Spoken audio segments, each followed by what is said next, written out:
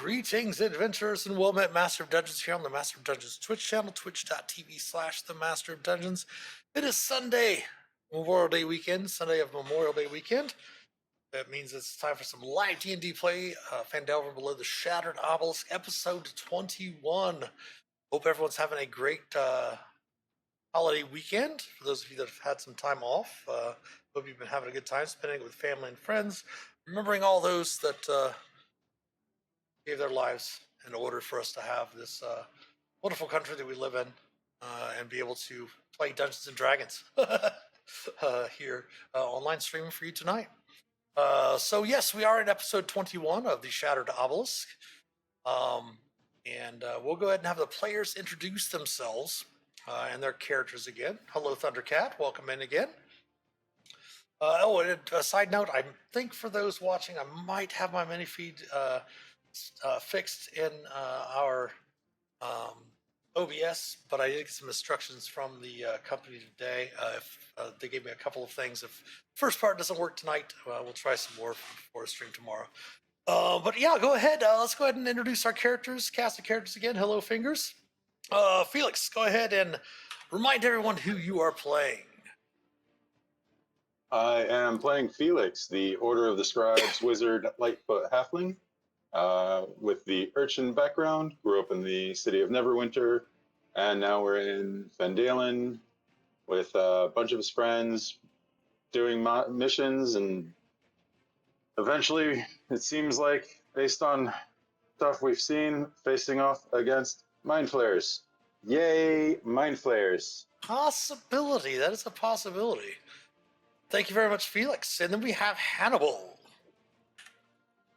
Hey, Hannibal Kane, Way of the Ascendant Dragon Monk, level 7, with a far traveler background. I am a hill dwarf.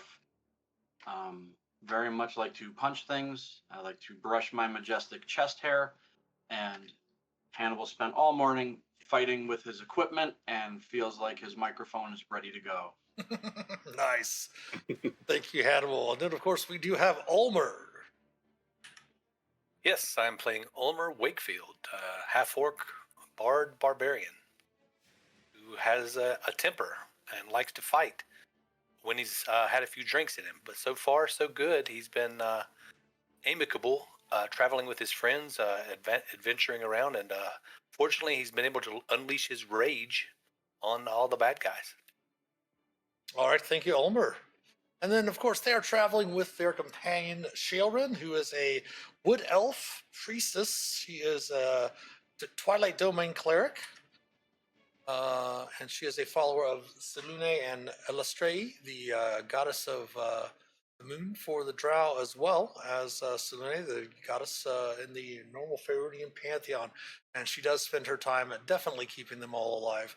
I did want to point out something to you all, just in case. First of all, of course, you did have a long rest, so make sure to heal yourself up to maximum. Also, I'm not sure if the auto calculations in the Charactermancer attributed, or actually, I should say, included the tough feat if you took the tough feat at first level.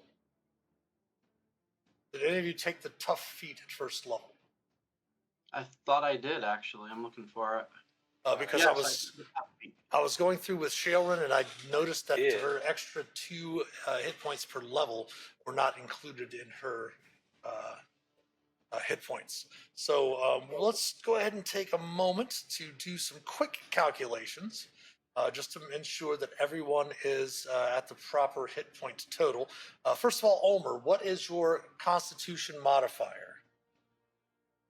3. Okay. And you started off as a rogue at first level, or as a bard at first level, correct? Bard at first level, Okay. correct, yes. You have 3 levels of bard and 4 levels of barbarian, right? Correct. Okay. And that would be...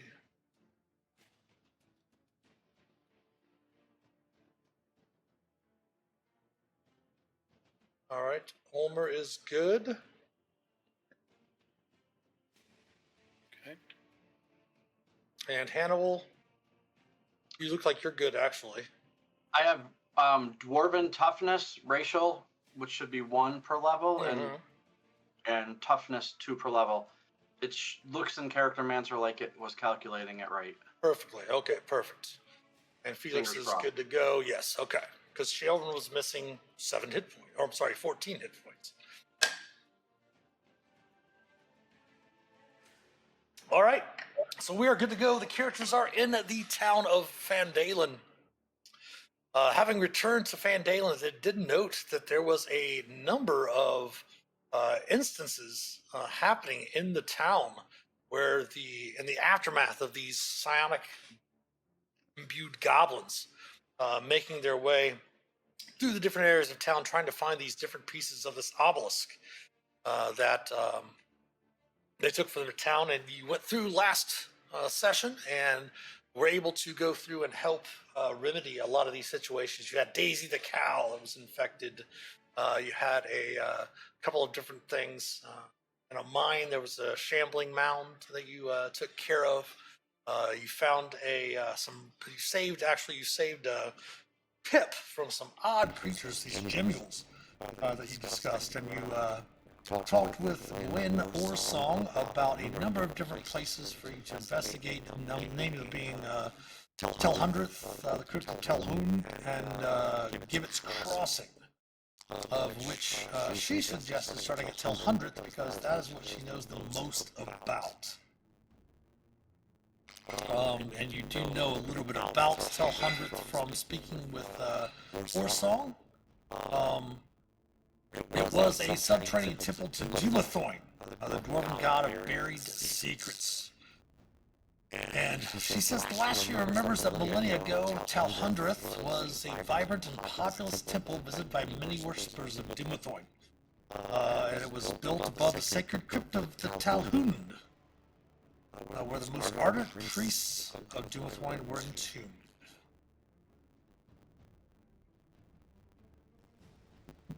So having finished your long rest, everyone again go ahead and start the game with inspiration.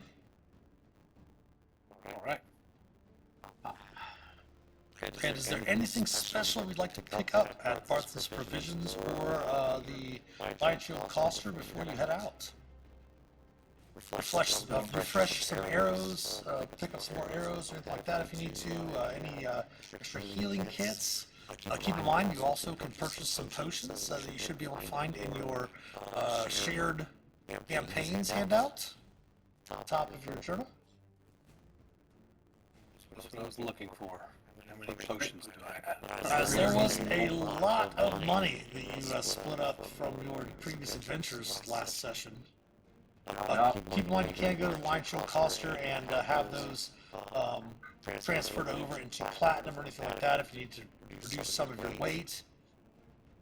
Sherwin did go through and brought herself up to like over 250 platinum with the conversion.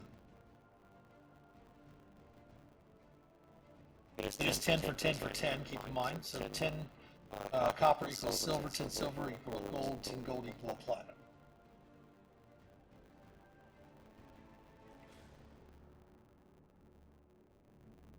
No, I don't use electrum pieces. No electrums. No electrums.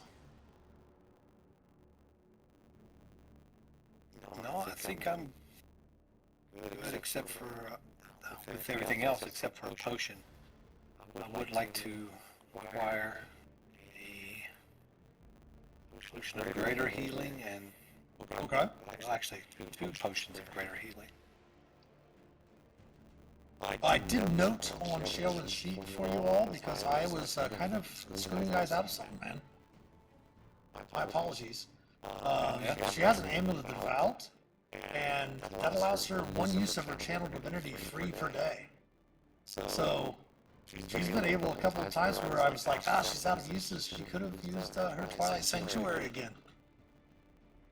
So I made sure to put that on her character sheet now so that we can remember to make sure she uses that if need be. Alright, so if you're good to go, just go ahead and give me a ready check and roll 20, or just give me a thumbs up here on screen. And 2 superior healings as well. Okay. And then Mulder will be good. 2 greater healings.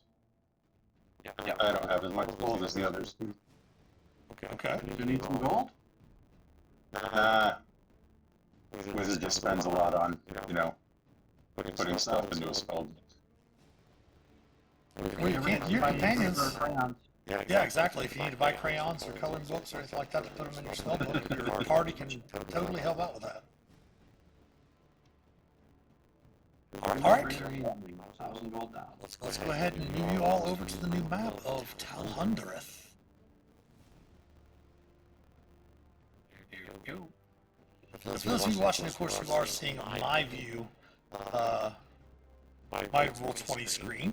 So you might see a few things on the GM layer. Please do not relay any of that information via the text channel or chat channel on Twitch there.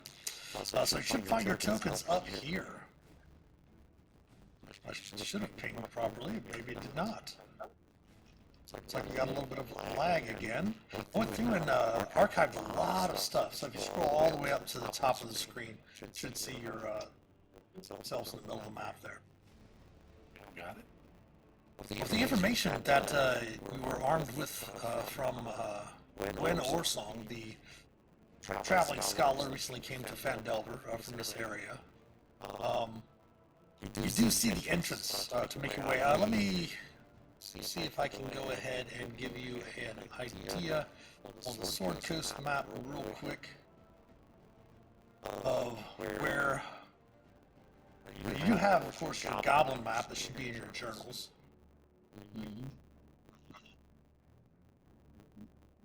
We go through and archive a lot of stuff. Should be helping out with some of the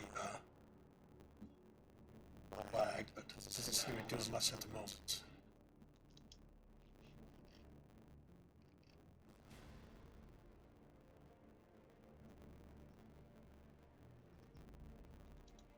Should see over here.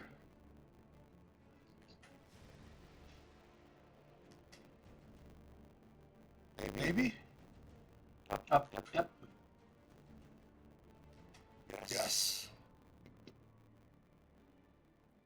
There it is.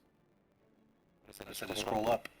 So no encounters or anything like that. You've been traveling a lot around the area, so a lot of the travelways, roads, and such like that have been cleared of creatures. Bandits have been pretty low. Obviously, the goblin raids have kind of pretty much almost ceased in your travels around the area. But you're able to find your way to Talhundereth and see the doors. Obviously, knowing of its history, it has been constructed by dwarves and does have dwarven stonework. You do see that the one of the doors near the entrance is actually ajar a little bit. The door itself seems to be about 2 foot thick stone slabs with simple handles and such like that. You do note that there are hinges on them as well. It is completely dark inside. And you can see that it appears as if the ceilings themselves are about, especially even this hewn area where you're coming in about 12 foot in height. And the White Cavern itself is an enormous stone double door. Each side bears the image of a towering mountain, carved gemstone at its heart. A long roll of cloth props one side of the double door open. A fissure in the wall opens to a tunnel leading to the west. We're informed by Orsong that is most likely there would be an entrance to Gibbet's Crossing somewhere near there. But it would be a deep travel down into the Underdark to make your way to Gibbet's Crossing.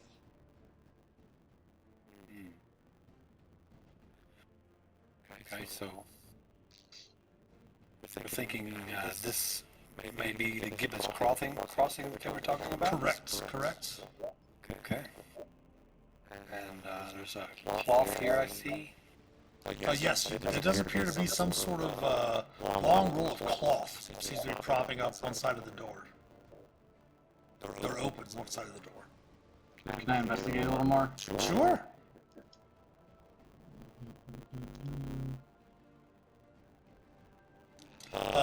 Looking down, kind of checking out the cloth, you actually note that the cloth contains the withered corpse of what appears to have once been a human.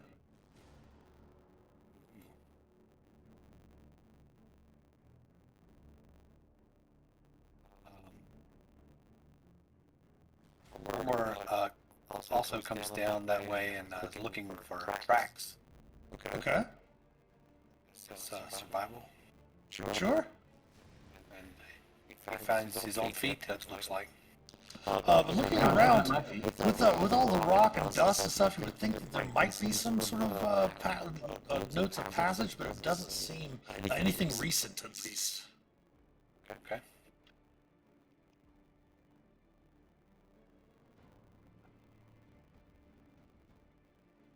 Well, you guys want to go in?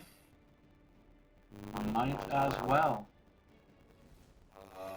Can we squeeze through here? Is this enough room to fit through, or? Oh yeah, you could squeeze through there. You could probably open the other door as well if you wanted to. Okay. Sneaky, sneaky. Yeah, let's sneak. Stealth up? Okay, go ahead and give me a stealth check then.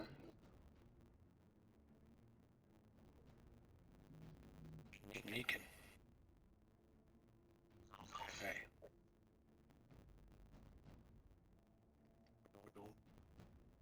All right. How do we do? Felix is looking on his feet. And then I'm kicking rocks. For some We reason, have Shell run with us. yeah, I can't. For some reason, the lag is causing the ability checks. There we go, skill checks. There we go. Stealth for your cleric. Eventually it's supposed to roll in there. There we go. Yeah, Ulmor and Shae kind of, working together as a group check. Only half of you really succeed. Ulmor and Shae are doing pretty well at stealthing, are able to note to each one of you to some of the things that they can hear.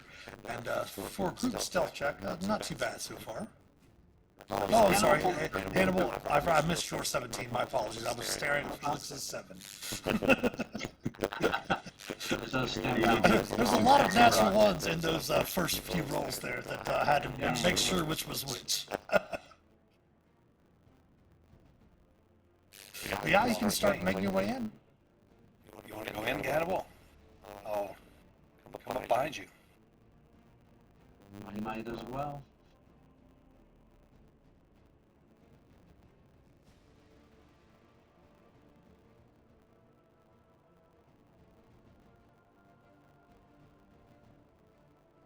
As you enter into the main hall, Felix, Shae does touch you on the arm to give you your 300 feet dark vision. Do you have that access? Can you see the end of the hall?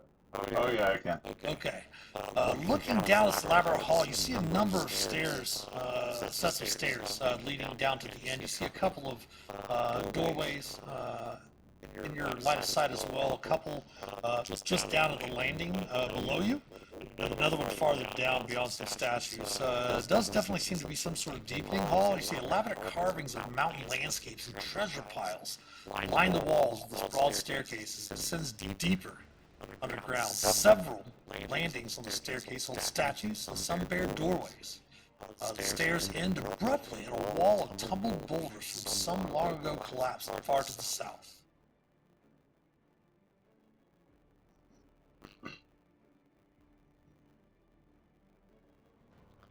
Go check out the first row of statues. Sure. No, I can't get past there. Let me see if there are, double check, see if there's lighting barriers. Sometimes they put a little, yep, they do.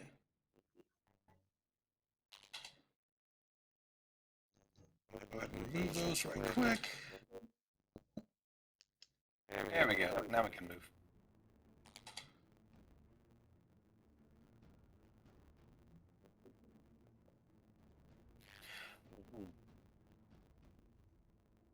Are these statues of dwarves holding weapons and shields? Yes, you do note that they do appear to be, on first glance, and Felix, what's your passive religion? Let's That's a 3 plus or 13. intelligence plus 10. Yeah, so 13. Yeah, well, I'll get Hannibal definitely. Being a dwarf yourself, you definitely seem to be priests of Dumathoin. You know, you see at the base of some of these statues, you know, on the pedestals and such like that, like what appear to be carvings of like mining equipment and things like that. Excellent.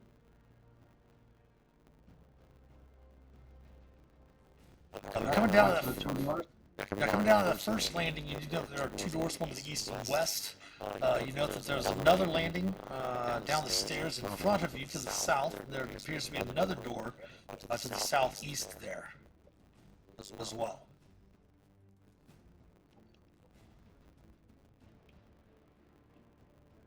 All right, Hannibal, which one, the left or right? Always left. All right.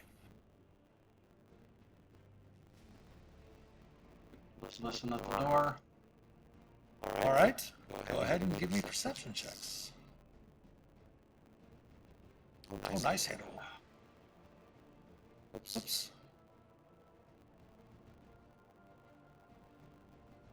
Sorry, lag's kind of messing with my scrolling a bit. Don't hear anything on the other side. Alright. Quietly open the door and start to squeeze myself through. Okay. Like,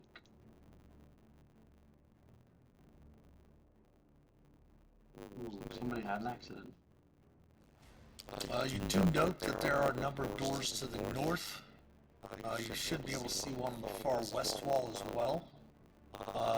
Many doors do seem to lead into this room, which has 4 stone chairs facing each other in the middle of it.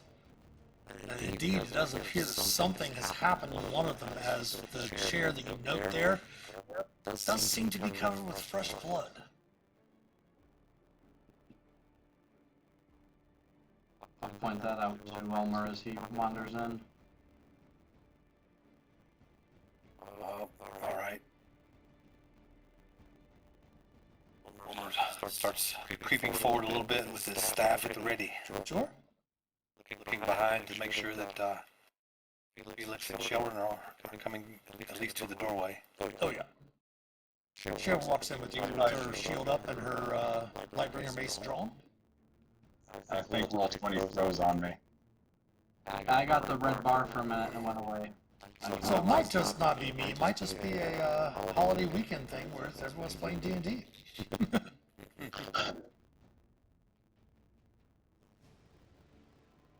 Alright, there's another door up here. Oh, I just got it. It seems to just go away on its own. Yeah. North door. Do you want to check out these chairs first, or just north door it? Let's check out the chairs. There's blood on it. Come to the corner and I'll peek around the corner. You do know a number of other doors, as well as what appears to be some sort of hallway and a stairwell. If you move forward just a little bit more. Yeah, I was there and I stepped back and then I thought I was going to whisper. There's a set of stairs and more doors.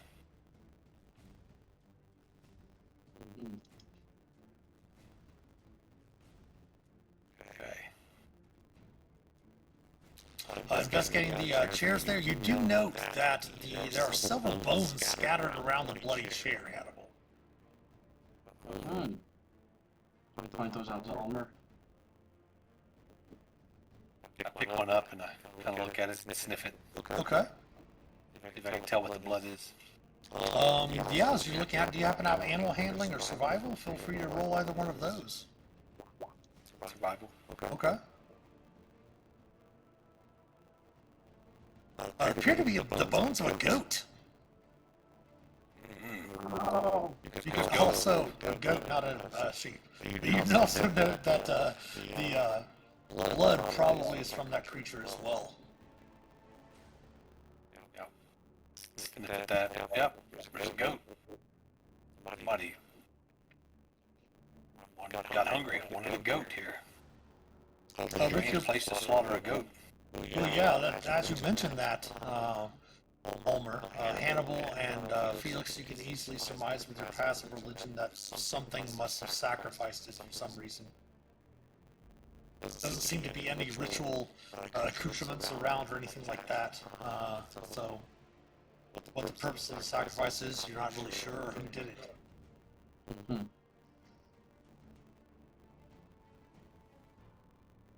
All right. Motion back to that first door with Ulmor, and I'm just gonna come over here and grab this door and pull it closed in case someone else comes down the stairs.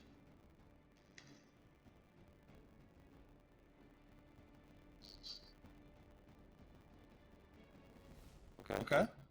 So we're gonna check that These are stone doors. Yes. All right. Some simple handles on them. Okay. Give a listen. You don't hear anything on that other side of that door. Hmm. I'm gonna creak it open quietly and squish in. Opening the door, you note that the room contains nothing more than a stone bed, a desk, and a stool.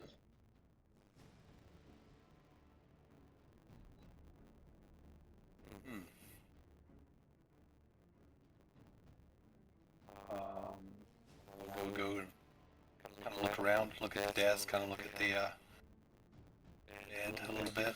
Doesn't seem to be anything of note really on the desk. There's traces of candle wax that perhaps maybe the candles that are on there might have been lit not too recently. The bed definitely does seem as if it's been slept in, but it does seem to have been haphazardly made. Hmm. Not much here.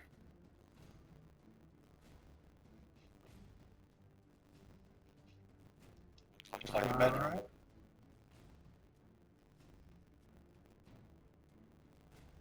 Next door. Go ahead and give me another group stealth check, since we've opened a couple of doors and we've investigated the chairs in the middle. Oh boy.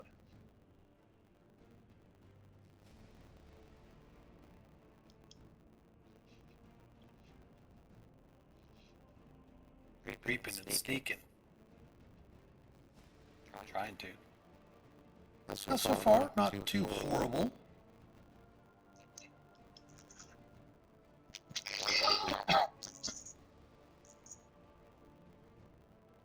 Alright, give a listen at the door. Sure.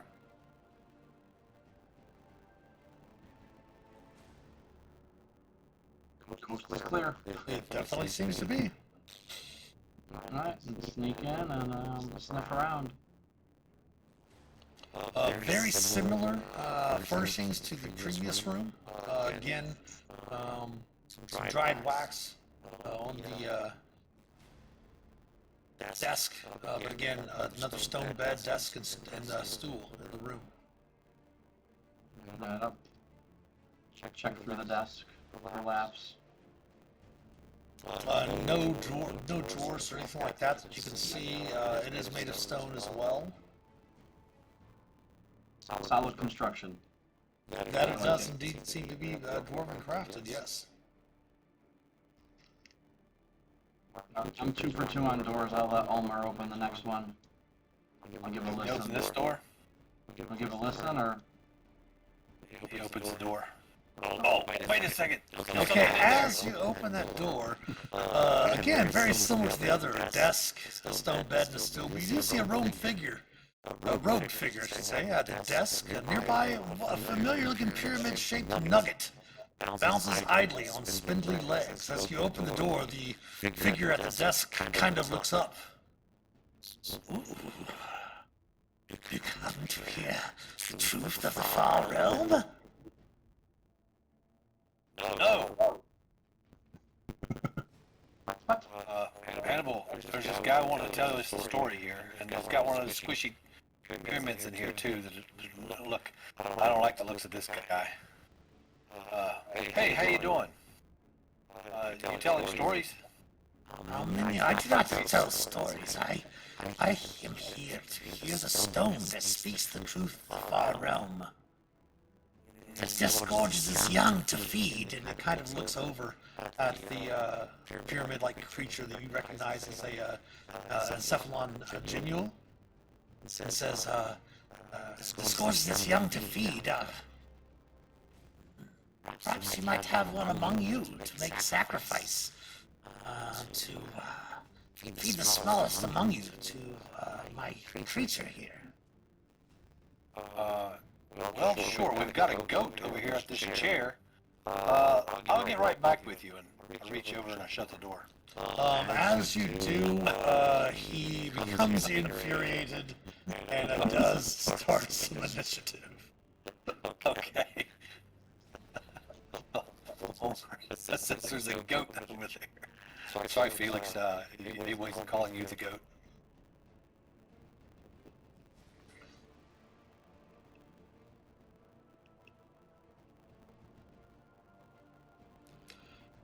He really just didn't know what to do with this guy. He's like, I don't know, I'm shutting the door.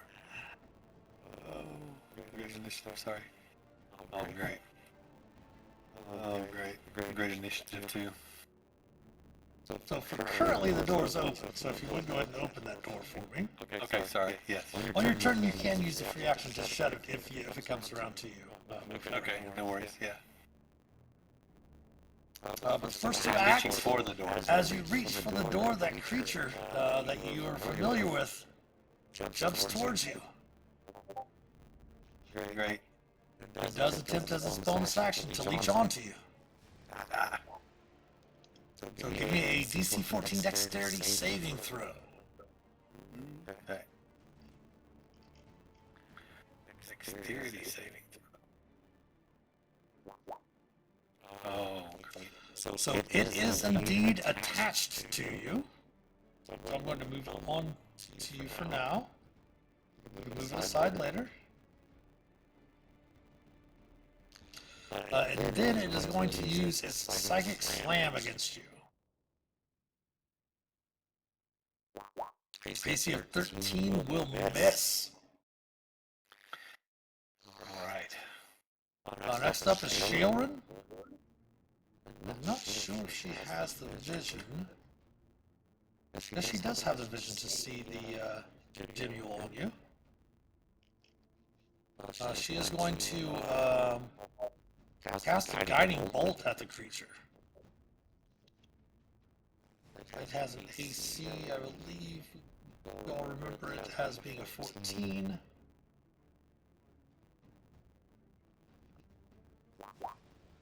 AC of 25 will indeed hit.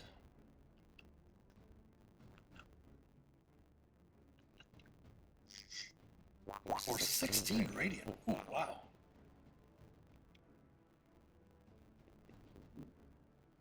Indeed, it's very slow tonight.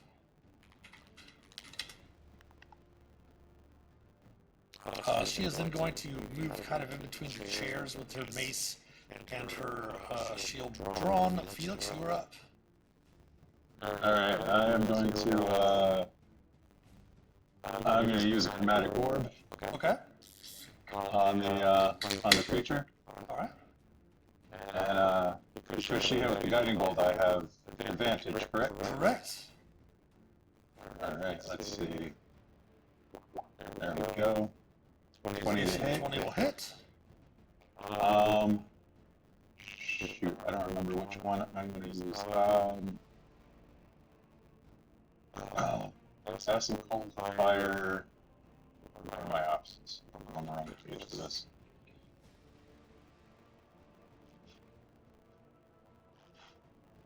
Assassin, Cold Fire, Lightning, Poison, Thunder. I think I'm going to go Thunder. Because I think some of the other stuff it was resistant to. 7 damage. Not a problem. Give me a second to get its character sheet open. I'm not sure why it's taking so long. We've gone through and changed a bunch of stuff around. I wonder if it has something to do with the new jump gate that they're trying to put out. The new jump gate. Yes, they have a new thing that incorporates a lot of their beta stuff into it. So I'm wondering if it's also some way that it also decreases the amount of memory usage of it being in your browser. It is not resistant or immune to the thunder damage. It takes 7 thunder. Anything else for Phelix? Well, I can't push it. So I'm going to just bonus action summon my manifest mind. Okay. Bring that here. All right. And that'll be it. Hannibal, you're up. Sounds good. I've got my little red bar back, but we're gonna try to move up.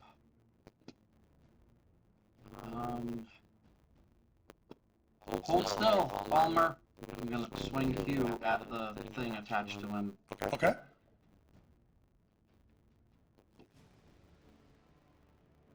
It's 1-5.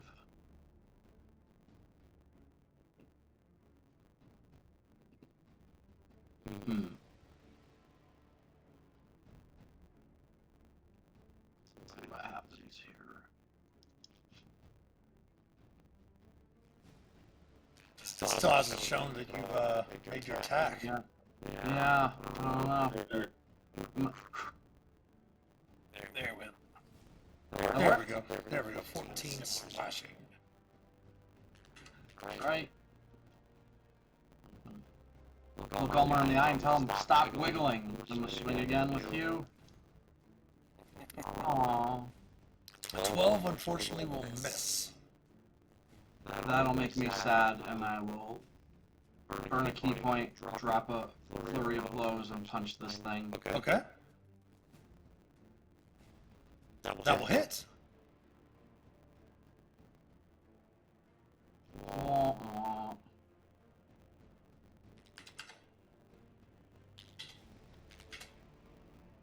Nada. Your second attack will miss. Much. Step over to here just to make room for anyone else that wants to come up. Okay. The other creature is up. Strange looking creature on the inside of the room there.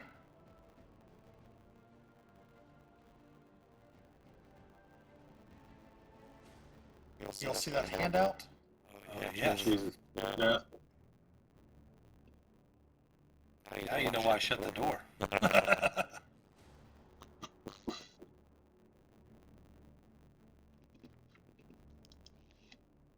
He is going to step forward. Actually, no, he's not. He's just going to fire at Ulmor from where he is with his multi-attack. He's going to fire a Nightmare Blast at Ulmor first. AC of 25 or 10 psychic damage.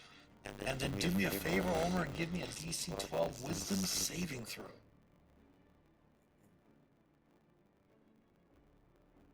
It's one of the good ones, right? Yeah, that's one of the good ones. Sure. Right? Yeah. Right. You are frightened of that creature until the start of its next turn. He's then going to go ahead and attack you again.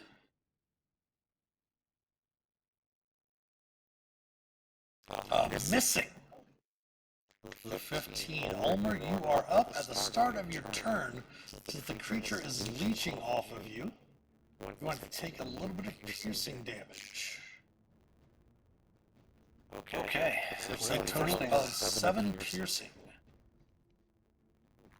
Okay. 7 piercing. All right, got it. First thing I'll do is I'm gonna rage. Okay. Getting angry or getting injured and latched on and sucking on my blood. I'm happy about that at all, and I will. Guess I will just attack I'll attack it. Okay. I can. The With my staff. Yeah, you can't, again, you will have disadvantage because of the frightened condition of the acid creature you wanted to shut the door on. But it is on you there, so yeah, it's heavily wounded. Definitely heavily wounded from your companions. Okay. But if you want to attack recklessly, you can offset that disadvantage. We'll attack recklessly. Okay. The spider staff. 17. Will hit. Oh, okay, great. I didn't have my rage in there. No worries. So that's 7 more, or 7 bludgeoning total, and 5 poison, for a total of 12 hit points. And the crowd goes wild as the creature on you falls to the ground dead, causing a shriek from the figure inside the room. And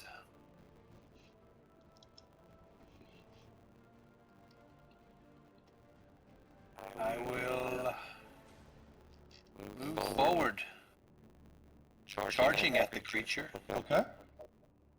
and I will be ready to attack him next time. All right. Top of the round. Shae is up. Oh wait, I'm frightened. Oh yes, you can't. That's right. You I can't. Yep. Sorry. No worries. You can move away if you want. Yeah, I'll move away.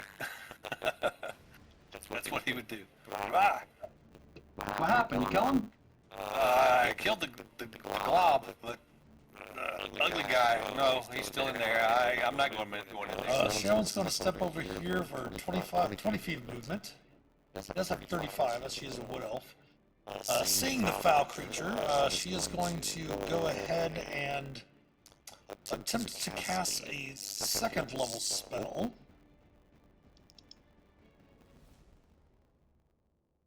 Hold person.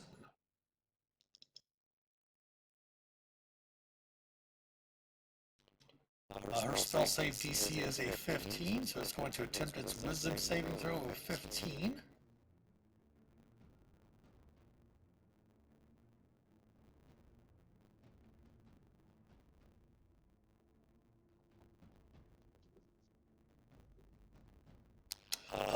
It will make the save.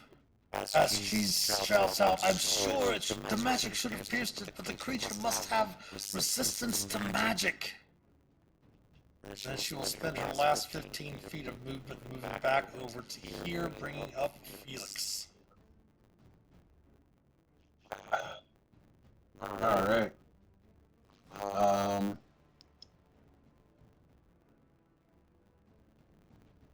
gonna move to here. I can't tell if I can see it or not. Oh, I can see it through that.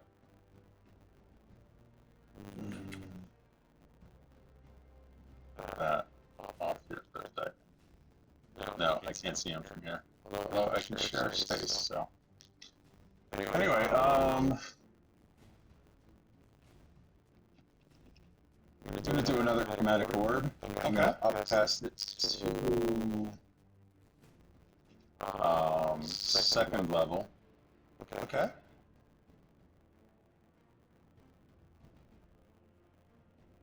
So that's here. 20 will hit. 20. And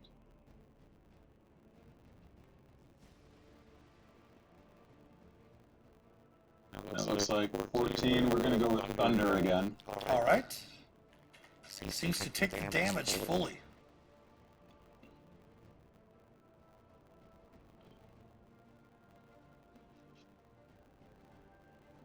And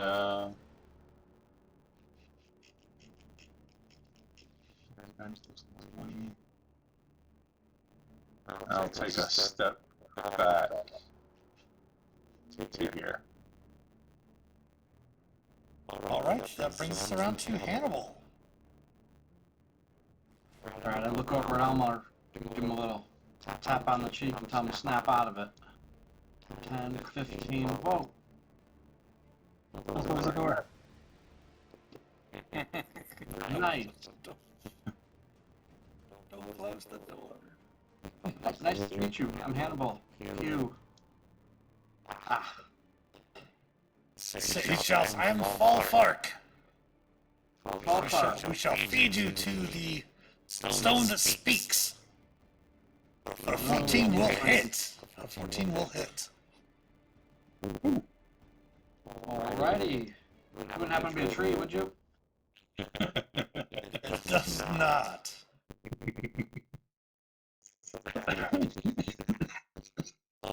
It is, however, before you get to take your second attack, it is going to take a reaction.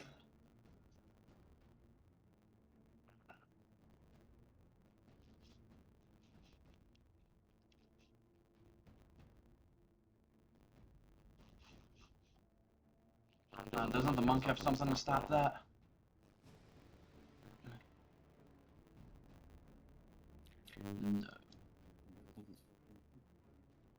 Want to move over to there. Hoping you don't have enough movement to get to it. I'm sure you do. Alright, yeah. 5, 10, 15, 20, put me here, 25, 30. You the second time. That will indeed hit. Striking true. Want to make that a stunning strike. Okay. Take a page out of Shae book. Stone cunning, step of the wind, stunning strike. The key. Constitution save, DC 15.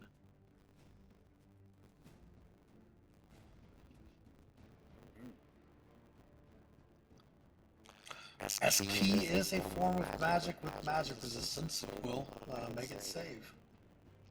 Ah! What is this? Get mad and punch him twice. Missing both times. Let's see my thing. Nope. Alright, that's my turn. Alright, he is up. You see that he was preparing to use his Nightmare Blast, but since you moved within range, he's going to use his unarmed strikes back to you. Taking his multi-attack action. Mm-hmm. Swing, AC of 25. Jeez Louise.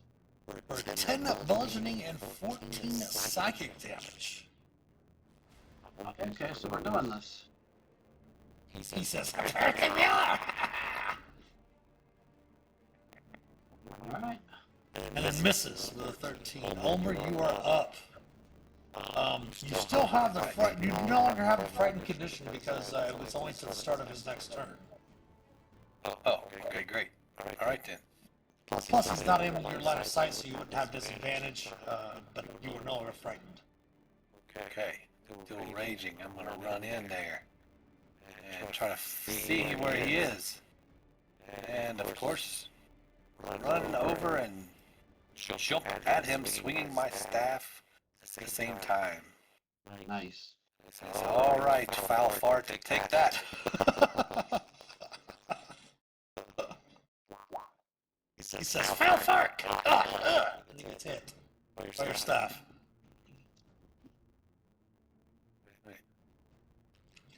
Ooh, 17 points.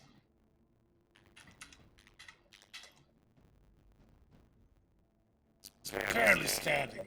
Any bonus action for Ulmor? Yes, I will, actually, I'm gonna save it. No.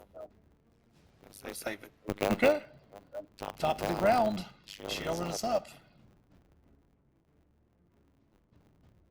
She's going to attempt to come over here to get into the action as well, swinging her Lightbringer mace. Can she hit? No, she can't. She sucks with the mace. Phelix, you're up. He sucks with the mace. Let's see if we can open this door. Cool. I think I'm just gonna hit him with a chill touch. Okay. He does have a little bit of cover because of companions, but shouldn't have a problem.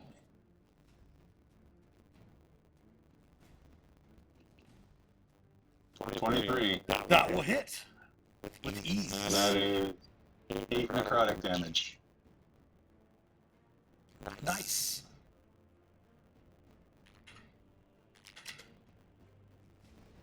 Anything else for Felix? A 5-foot shove into the wall is not going to do any damage to him, so, no, that looks about it for me. All right, Hannibal. I'm gonna growl at him. Pick you up over my head and chomp down. All right. Hit the wall. Pulling it back up, I'm gonna try to uppercut him with the axe. Fair enough. That will strike true, connecting. As you hit him in the jaw, right underneath, coming up with the axe, clipping his jaw in twain, taking off more of his flesh as he falls to the ground dead. Okay. Definitely seemed to be some sort of maniac of some sort. I'll say. Oh, you're talking about the monster, not us. Correct, correct. No, it was Shae was whispering about you all under her breath. I'm just kidding. All right. She fits. Ulmor kind of leans over the body and kind of kicks it a little bit to make sure it's not moving anymore. Oh yes, it is indeed dead. But looking at the creature, it just, I mean, and again, the flesh doesn't seem to have like been burnt away or anything like that. It just seems to have some sort of metamorphosis to the creature itself.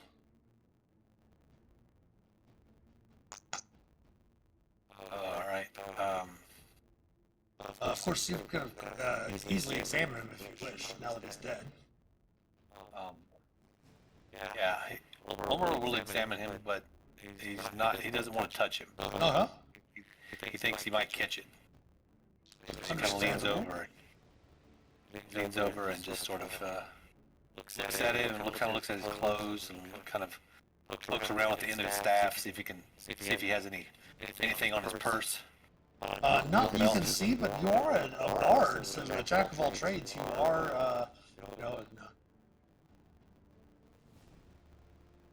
make any check you want to examine it. What type of check would you like to make to examine it?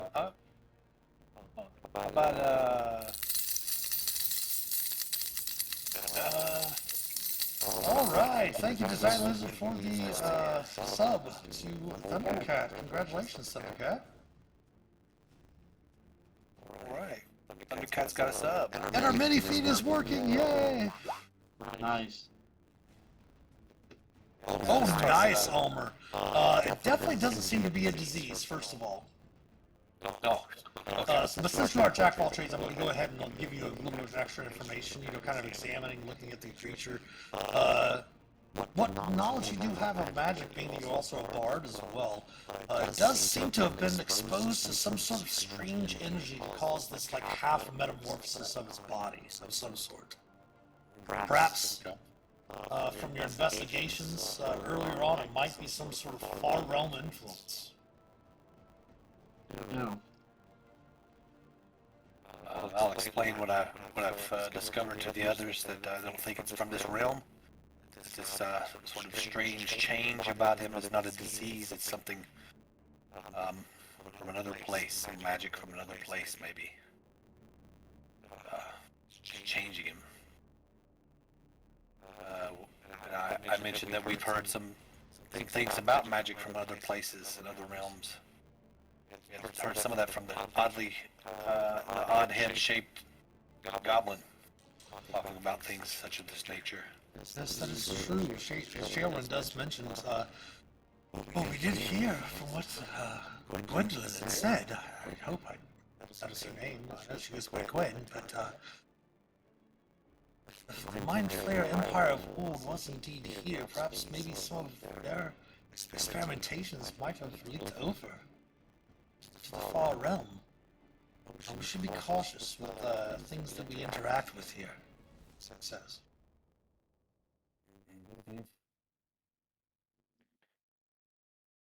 All right. Hence, I'm not going to touch it. Unless he's got a purse.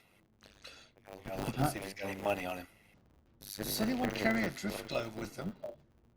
As you see, Shae kind of there, she pulls out like the tongs and stuff from her herbalist kit and her healer's kit and stuff like that, is kind of looking at some of the pieces of flesh with some very long, like tweezers. The drift globe. Do we still have? Do we have a drift globe? I'm trying to recall. We have a gem of brightness is what I think you were thinking of. Yeah. Oh no, Shae specifically asked if anyone had a drift globe. Yeah. Well, no, I meant what? Gotcha. Ulmor's thinking of. Yeah, we've got a gem, a bright gem, but no, I don't think we've got a one of those. Okay, not a problem. Well, that noise does mean that it is, we do have an ad break coming up here in just a few moments. So we're going to take a small little break. We might be a little bit longer. We're going to have everyone go ahead and reload their pages, empty their caches and such like that for their browser. And we will come back on the other side of the ad break. So please stick around. We'll be back in a few minutes.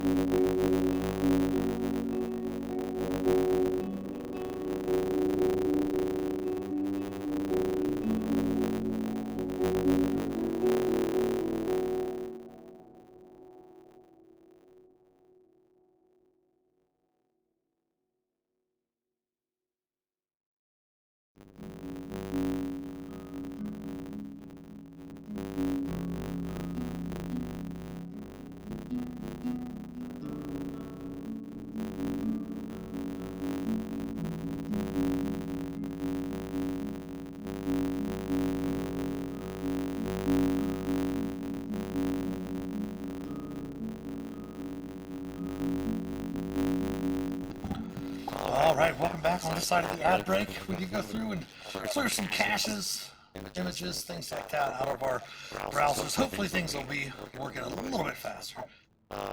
Quick announcement also, of course next week does begin Pride Month. We do have a couple of new Pride t-shirts for 2004 up on our Master Judges merch store. Check those out. We do have a 2024 Pride shirt as well as a 2024 Progressive Pride shirt as well. So check those out. We're going to be throwing those up in our social media shout outs this week as well. And then of course next weekend is the first week of June. So unfortunately, well not unfortunately I should say, Ulmor happily is going to be missing next weekend's game as his wife's birthday is the 2nd. Mine is the 1st this Saturday, so we'll still have Hannibal and Phelix on here. We'll just be chatting about some D&D things like that for a couple of hours next week. So make sure to definitely come join us next week as well. And then, of course, next Monday, the 3rd, no longer will our Around the Campfire stream not be TNT related, as we will have our edition of Dead by Daylight next Monday with Vecna. It does come out publicly, available to the public, next Monday, June 3rd, for Dead by Daylight. So that's going to be a lot of fun. And, looks like Hannibal's having some issues, maybe? Nope. I am getting a little feedback through your mic or something, though. You are? Okay. Yeah, it's very, very odd.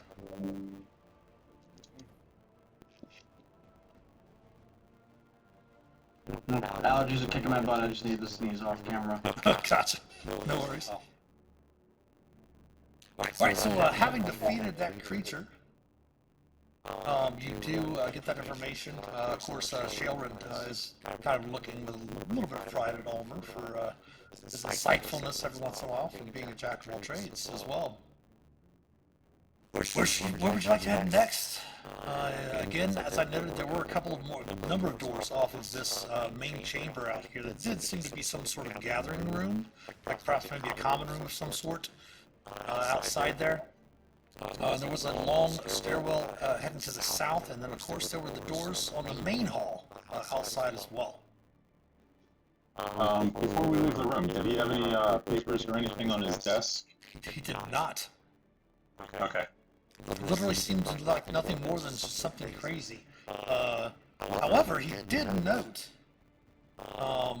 that you did hear him say specifically when Ulmor first opened the door, right? That he did say, we find it here, and this is still a little slow myself here at roll 20, sorry guys.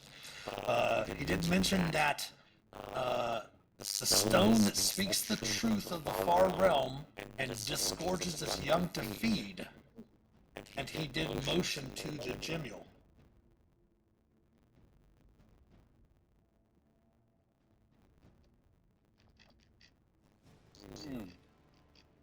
Do you have a noise gate on or anything like that, Hannibal? I have nothing different, no. Yeah, because it's still getting some feedback through. Feedback.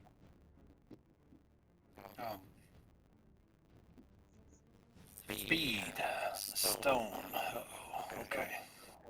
You do recall, though, Ulmor, that when you were talking with Gwen about these creatures, she said if you did not leave, if they were, after they were disgorged and brought into this world, after so many days, they would eventually become a swarm.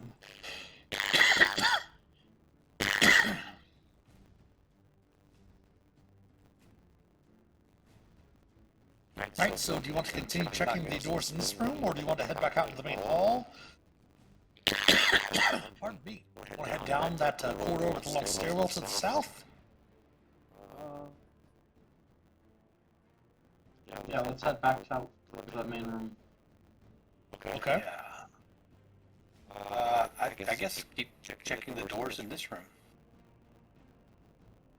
What do you think? Yeah.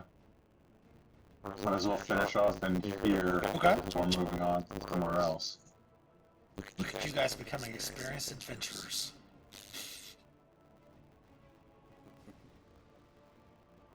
I was listening at the door. You do not hear anything on the other side of the door. I'm not gonna poke my head in. Again, another stone bed, stone desk, and a stool.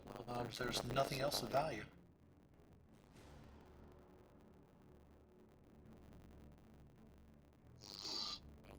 I'm gonna. Tell the group nothing of value.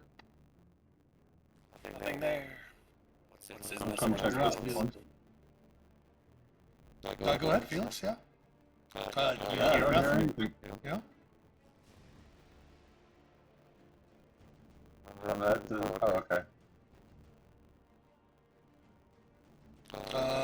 Ulmor, almost identical to the other ones, not necessarily in the way that the furniture is set up, but again, stone bed, stone table, like desk, and a stool as well. Hannibal, you do looking down that long hallway there. You do note that there appears to be some sort of cracked, whether it be table or altar, you're not really sure from this distance. But on that note, Shae does kind of whisper to the group if anyone needs any healing. And she does motion to each one of your packs with your healer's kit on them. Okay. Gesturing that she will use her healer's kit at least to see if she can't get you a little bit of healing back from that first and see where you're at if you need any extra healing. So this will be +7 for Ulmor first. So 14 back to Ulmor. Nice. And then for Hannibal, looks like 12 back to Hannibal. Okay.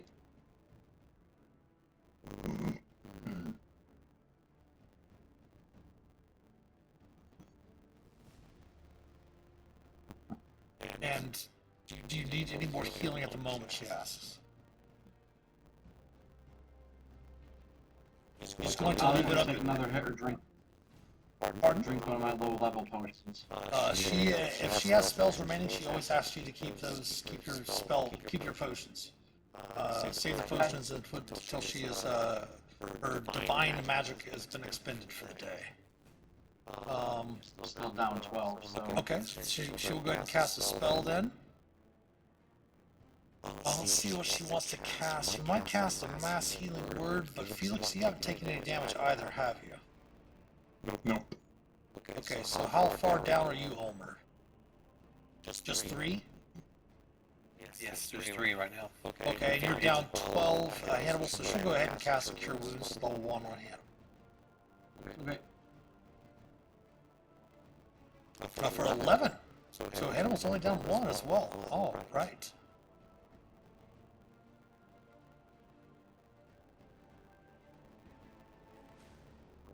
Alright, I suggest we continue with the doors.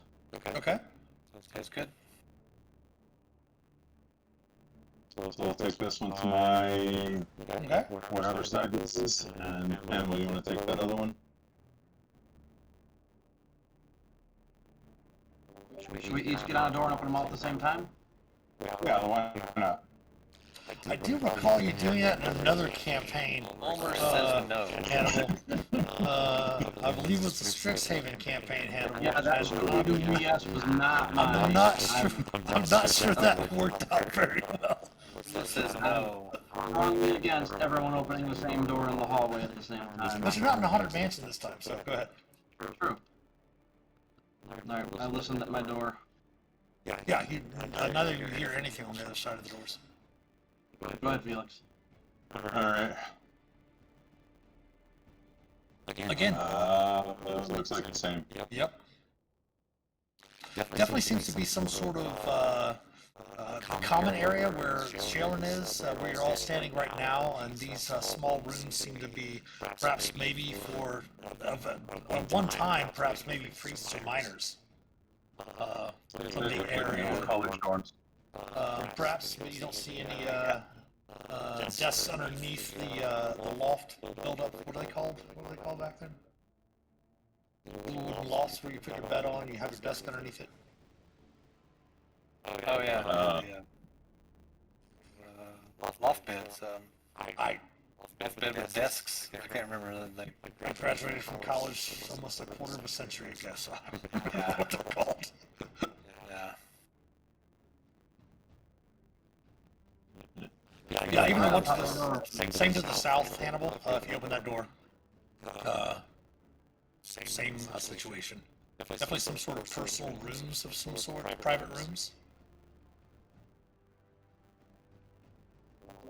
Alright, do we want to go across the hall and check more rooms on this level, or do we want to go down while we're on this side? Let's go down while we're on this side. Okay. Okey-doke. Could send the manifest mine down first if you want to. If you want me to. Sure. Why don't we start being smart now? I mean, yeah, go ahead. Yeah. I'm hitting a barrier here, Mitch. Oh, 1 second. Yep.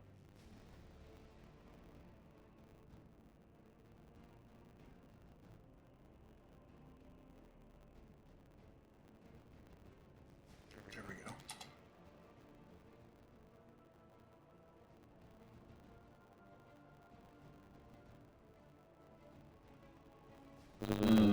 See a couple more doors. Can you see through the manifest mind? Go ahead and pop that up for me again, real quick, if you would, in Roll20 chat there. No problem. There's a lot I can do with this thing.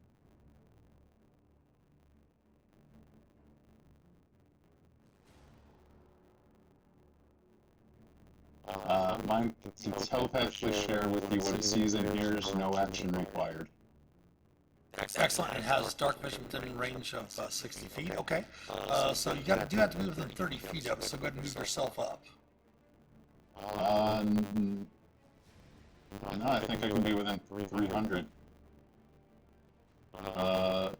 Spectrum mind stops manifesting if it is ever more than 300. True. But you have to. You can move away from it, but you can only move it. It says as a bonus action, you can cause the mind to hover up to 30 feet to a non-expected space you can see. So you can be farther away from it. Like you can move away from it, but you can move it up to 30 feet Yeah. that you can see. Oh well, I guess you do have the 300-foot dark vision. So my apologies. Yeah, I forgot Shae gave that to you. You looking around the room, you see that there's a long stone table here. It's broken into 2 pieces. Several metal chests are stacked against the wall to the west.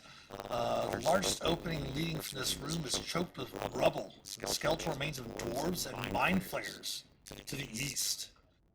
There also, you'll note that there are a couple of doors on the southern wall.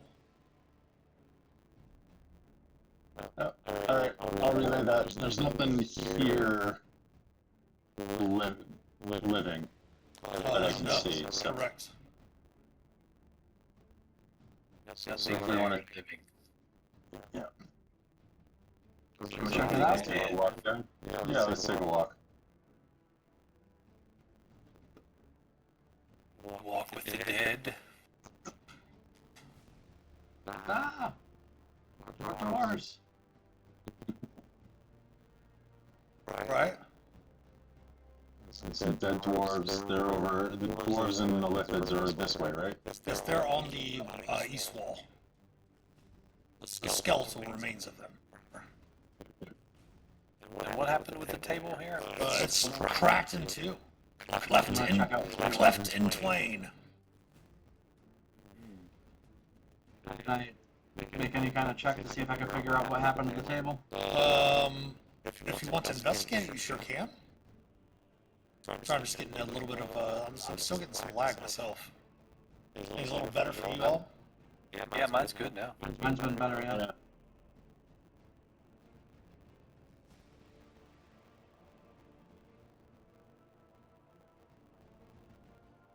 Okay, so as you enter into the room there,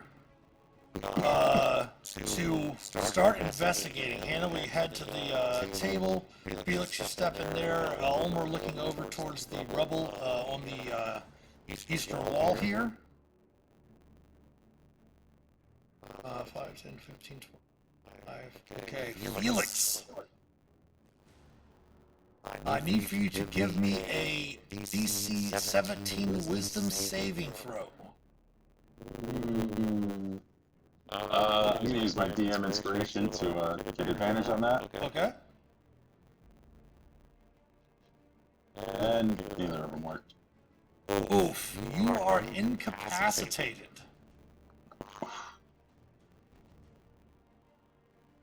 As you see a creature, Hannibal and Ulmor, as Phelix just kind of goes rigid. Let me bring Shae down with you here as well. Oops.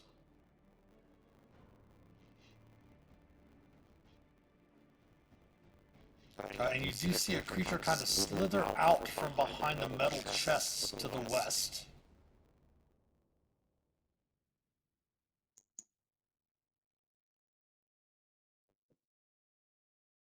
Please roll me an initiative. You. When you got a minute, we can't see its light bar. Oh, shoot.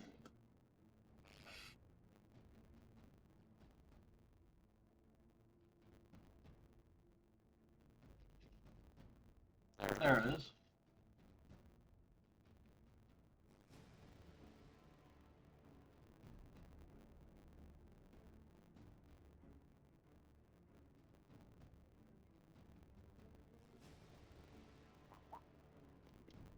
Just waiting for it to whisper. Turn the whisper off.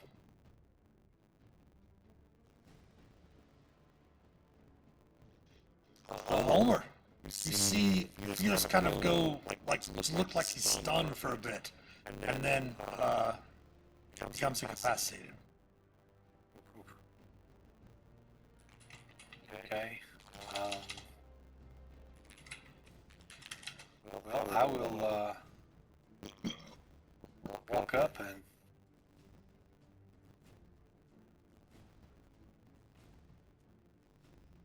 pick up Phelix and put him down behind me over here.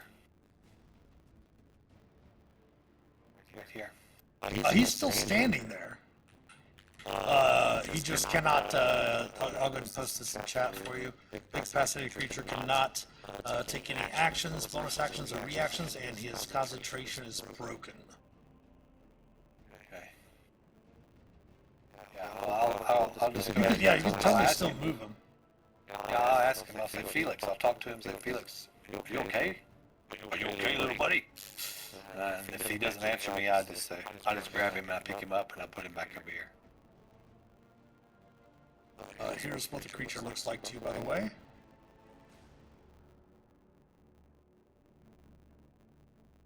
Oh yeah, that's a weird looking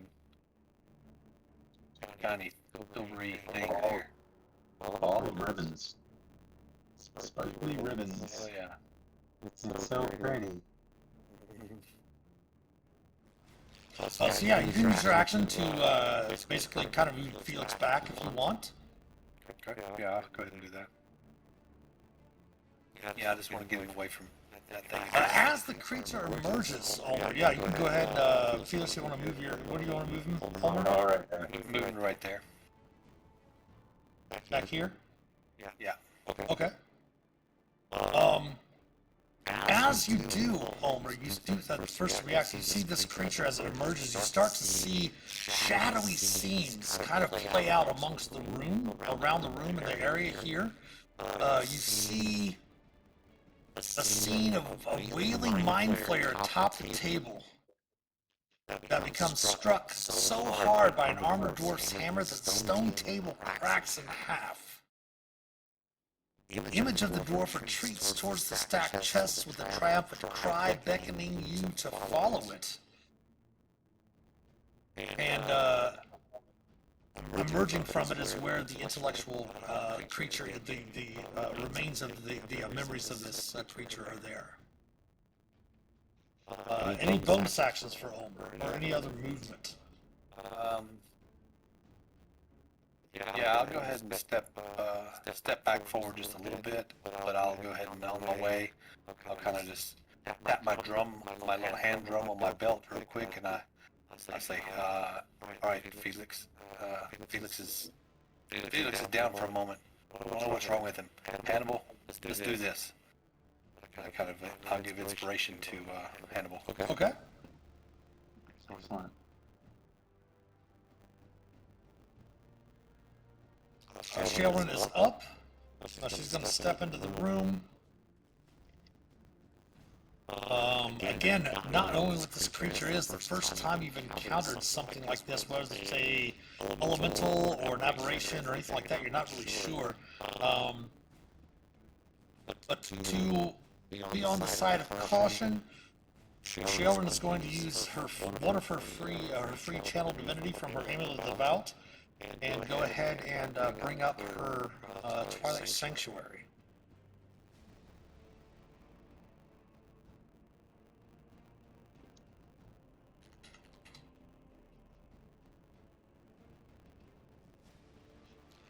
As her action, and then as her bonus action, she's going to go ahead and pull out a spiritual weapon.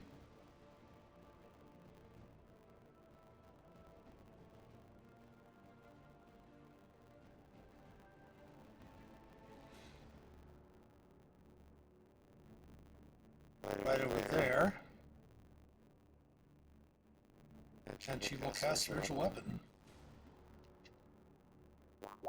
She will hit the creature. Well, she can surely hit with a spiritual weapon, that's for sure.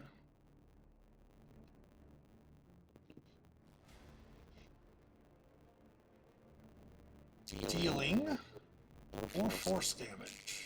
Oh.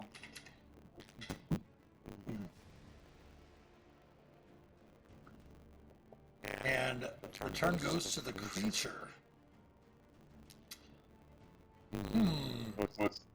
What's the aura hit points? Oh, hit points for the aura, yes.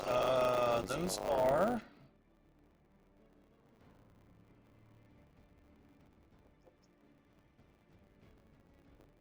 Roll big, roll big. maximum 13.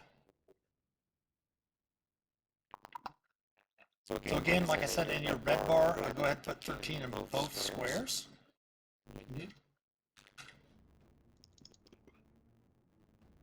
When it's at the end of your turn, I should say. The creature is up, however. Oh wait, no, she did not start her turn within 30 feet. Let's see, 5, 10, 15, 20, 20. Yes, she did. So she's got to make a wisdom saving throw. No, she was outside, so I'm sorry. She did not start her turn within, but she is right now. It is up. The creature's going to move forward. So Shaelrin is the one that attacked it. It is going to make a tentacle attack at Shaelrin. Oh, critting her. For 14 damage. I'm sorry, no, 15 damage. So she's going to take 2 actual points of damage.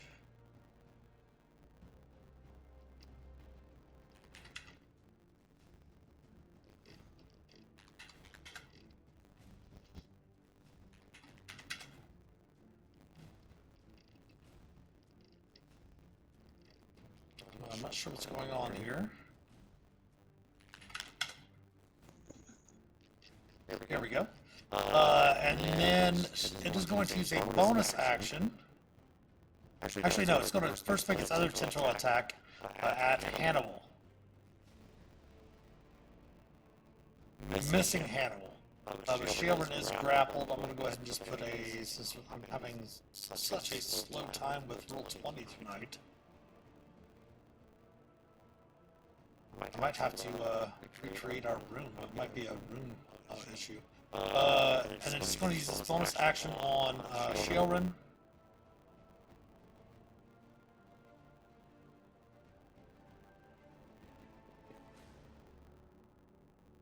Shaelrin will attempt her saving throw, wisdom save.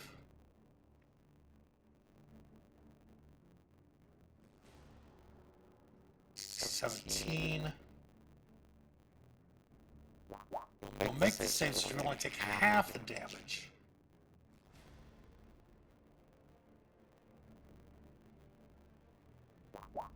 For 12 psychic damage.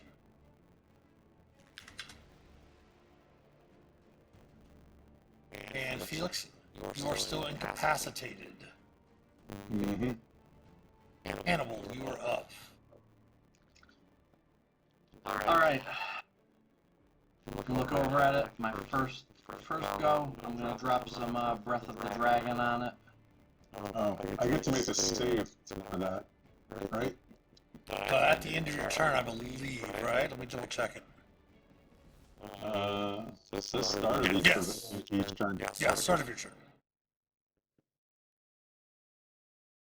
Wah wah. Yep. Okay. That tracks. That's right. Alright, DC 15 dex save.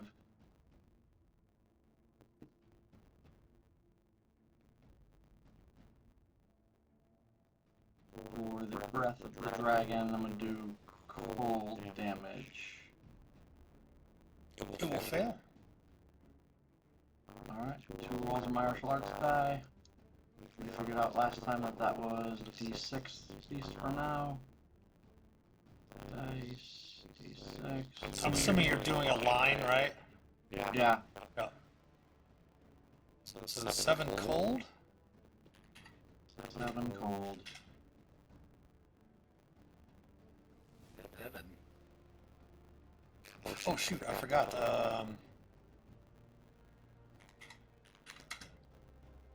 It actually healed for the psychic damage that it did to children.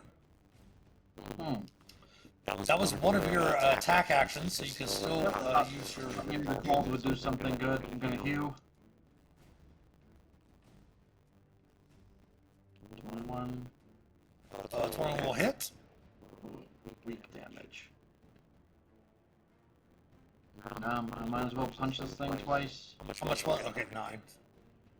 Again, it's very slow coming through on my end for some reason tonight. I've adjusted my chat screen that lays over your Twitch stream so that I can see the rolls, but not the room. That is a crit for 10. The second one. 21, I assume it hits. Yep. Mark off a key point. Breath of the Dragon is the key point, right? Nope. Good.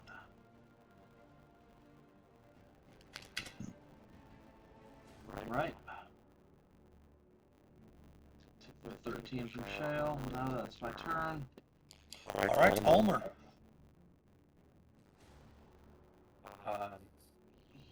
See, right next to it, he's just going to go ahead and swing away.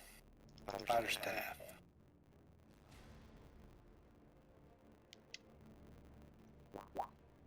19. Will hit. Sorry about that, not raging, but No worries. 8. It does take the poison damage. Oh, okay. Well, that's awesome. Anything else? No, not yet. Just gonna go ahead and shield up here. Shield up and get ready. Okay, what I'm seeing is Ulmor and Hannibal in the same square. Ulmor did that last time and I moved off. Nope. I didn't have it moved yet. I've just been standing right there. On my screen, Ulmer's one to the right of me. Alright, we'll put you in the space with the Manifest Mind because you can be in the same space as Manifest Mind. That's not a problem. Okay, Children is up. Ugh.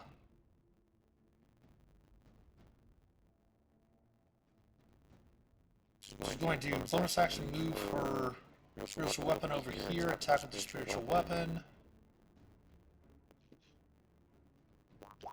AC of 14 will hit it on the numbers.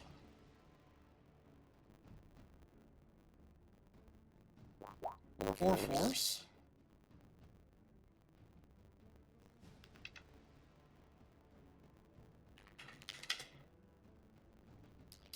And then she is going to attempt to toll the dead on the creature.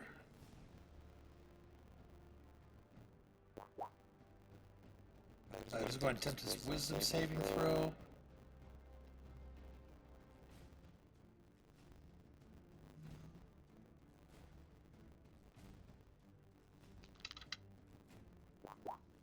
So she is going to say, "Curses! Does everything in here have magic resistance?" As it does make it save.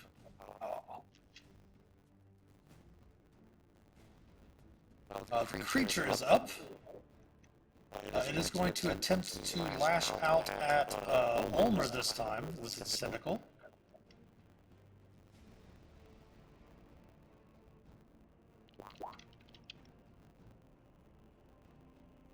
AC of 21 on Ulmor. Okay. For 12 force, and you are grappled as well. And then it's going to take a tentacle attack at Hannibal. Okay. AC at 23 for 7 force. And you too are grappled. Is then going to use his bonus action to siphon thoughts from Ulmor. Gosh. Sorry. Oh, he's got a lot of thoughts. So a DC 17 intelligence saving throw. Ooh, it's intelligence, not wisdom. On this one. Alright. The cacophonous sounds is intelligence, or is wisdom, not the siphon thoughts. Sausage, beer, bite, bash, let's go, sleep. Left. So Ulmor, you will take 21 psychic damage. Oh, man. 21. And it will heal 21 points of damage. Oh, boy. Felix, go ahead and make another wisdom save at the beginning of your turn for the cacophonous. Hey, look at that. Nice! Nice. Cacophony of minds, yeah.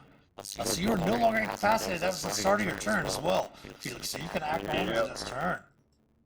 All right, let's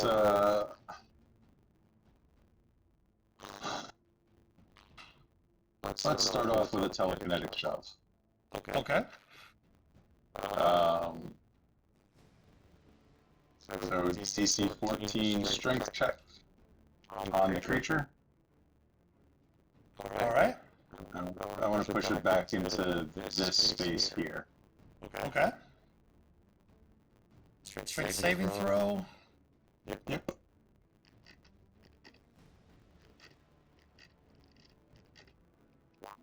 It is going to fail.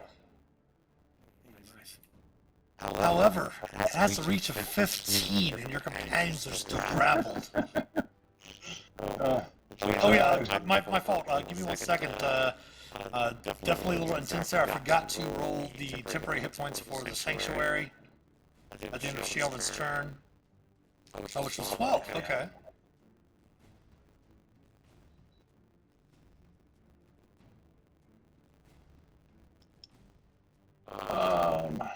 Let's see.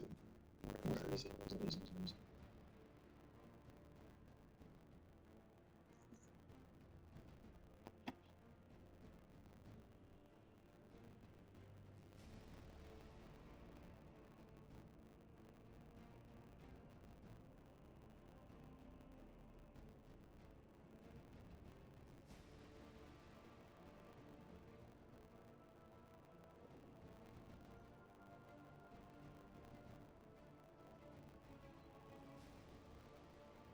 What are we looking for?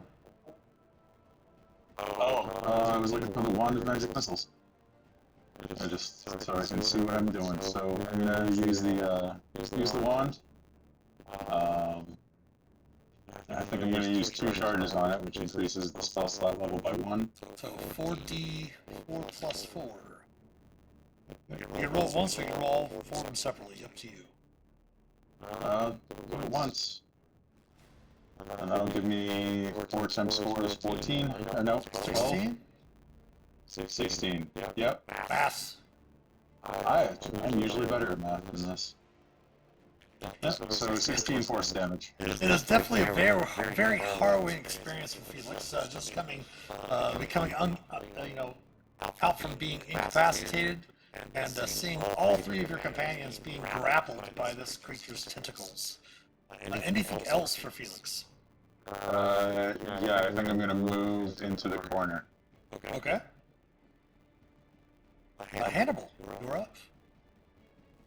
Alright, I'm gonna go with the tentacle and move up. I'm gonna heal twice. Ooh. Seriously?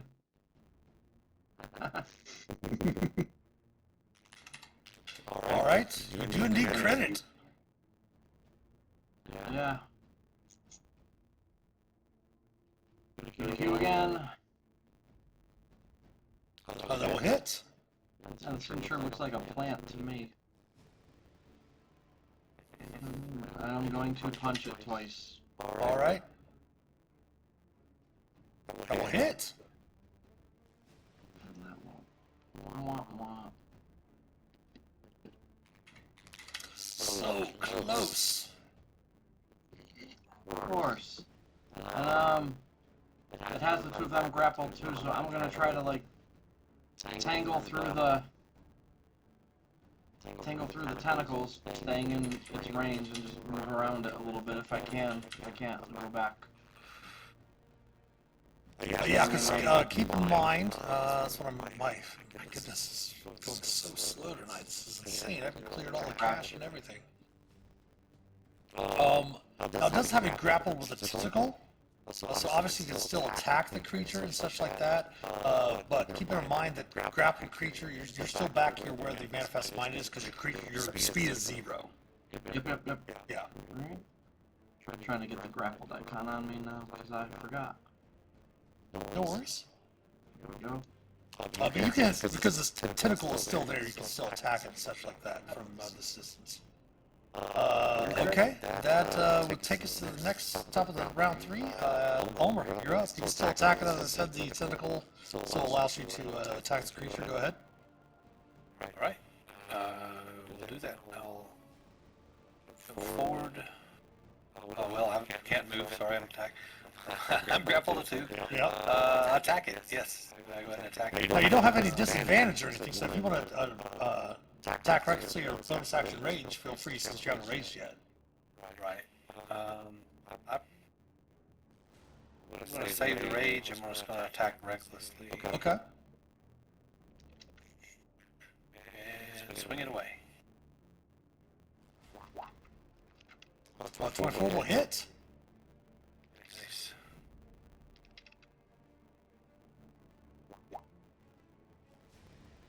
Eight points. Nice. And the other bonus action then.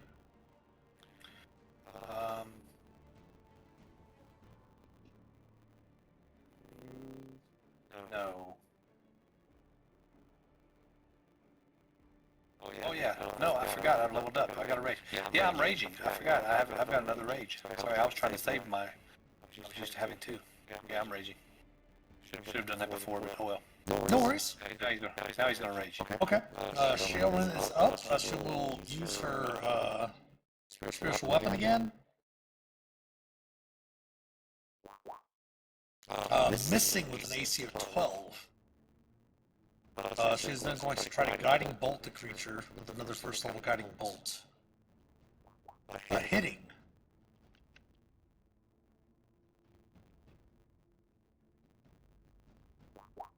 11 points of radiant damage. Nice. Oh, so close. In the opposite order. Yeah. The creature is up. It is going to use its tentacle strikes. Yeah. This one's going to go, another tentacle going at Ulmor. Actually, no, this one's at Shae. Hitting. My goodness. Wait. We forgot to see if she got any extra points on there. Ulmor, don't forget to put your attempts up to 12. 12.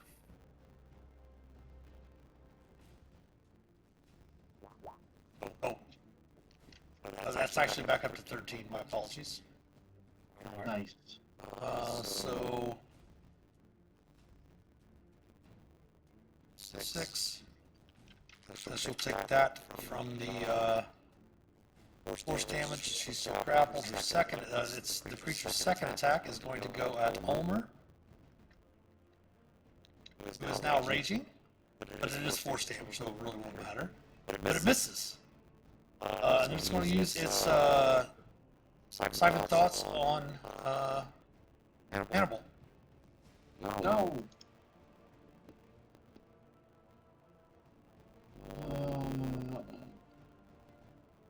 Intelligence saving throw. Oh my goodness! Look at that. So you're only going to take half this damage. 8 points of psychic damage, and it only regens 8 this round.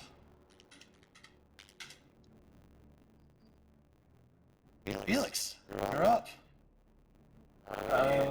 Felix.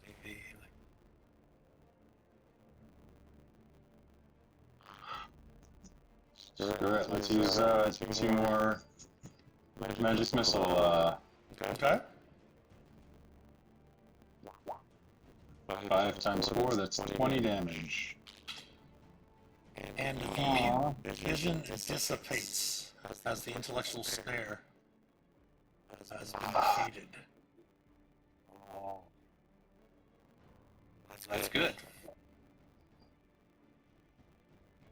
Ulmer's still itching for a fight, but he's glad it's gone.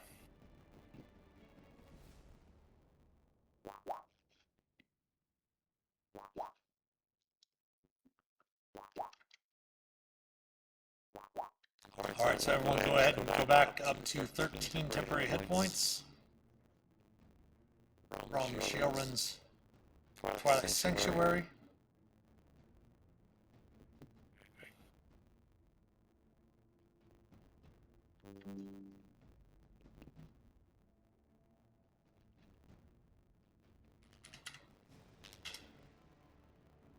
Got 65, says nice. She will apply 1 use. Before you do that real quick, Sheoran's going to go ahead and use her healer's kit on herself. Plus 7. Ooh, nice. 16 back. Up to her max. So the only person that has not benefited from her healer feat is Phelix so far. Correct? Yep. Alright, so then a level 2 cure wounds at Ulmor real quick before you continue on. Thank you.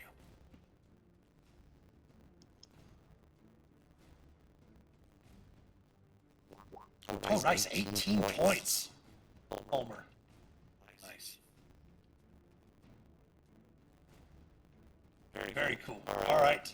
So you were pointing somewhere, I believe. Hannibal? Yeah, you described the thing as slithering out from behind the chest. Yes, there's a bunch of metal chests over there.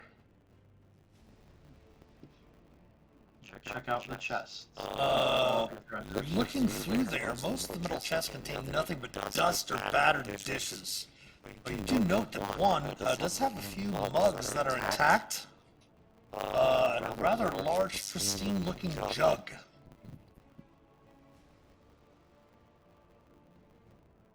Mugs and a jug. Alright. Let's have a drink.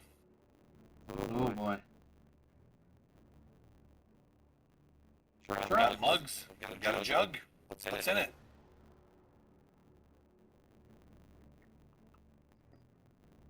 You can attempt to pour something out if you wish. Oh yeah. That's what Ulmor does. Looking inside, it does seem to have some sort of interesting, some sort of liquid inside of it. It weighs about 12 pounds. It seems to be maybe a gallon of liquid inside the jug itself. It's ceramic. Yeah, so take one of the mugs, kind of wipe it off, see if it's dusty, dirty, you know. Okay. He'll spit on it and then wipe it with his tunic. Make it clean. Yeah, there we go. Pours it a little bit into the cup. And do a sniff and sippy test. Give me a D10, please, if you would, Ulmor. All right.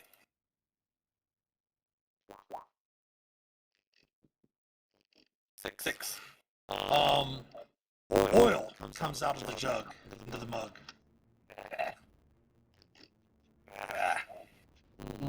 Oh, that one did good. I don't want to do that. Or like lamp oil. Lamp oil. Definitely not cooking oil, yes. Nah. Give me an Arcana. From Ulmor and from Phelix. Suspiciously, Ulmor starts to look at the jug. You've seen or heard something about this in the past, but you're not really sure exactly what it is. Unless you want to spend your use of a ritual. Felix? That would be identify, right? Yeah? Yeah, why not? I think so. It is indeed a jug of alchemy, an alchemy jug. The last item that was, the last liquid that was poured from it was the oil.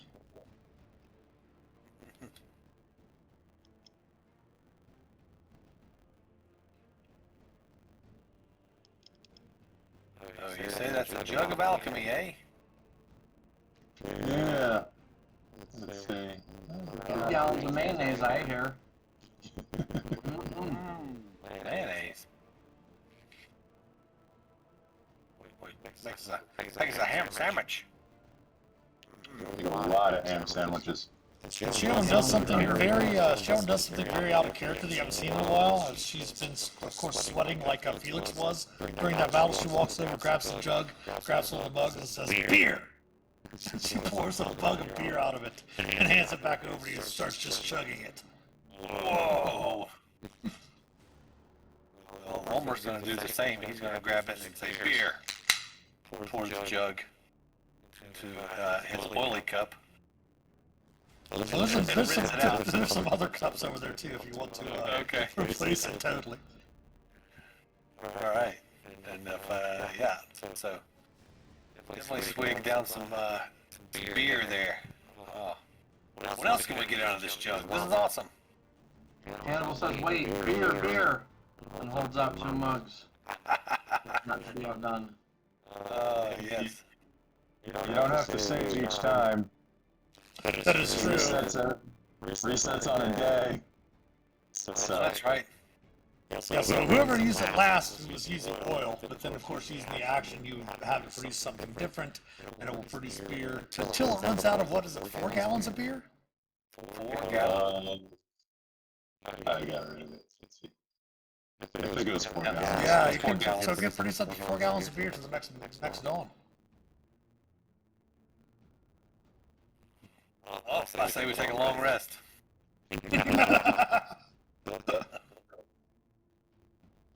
Let's figure out some more of this area first, and then we'll figure out what to do then. All right. Oh, well, let's take care of this jug.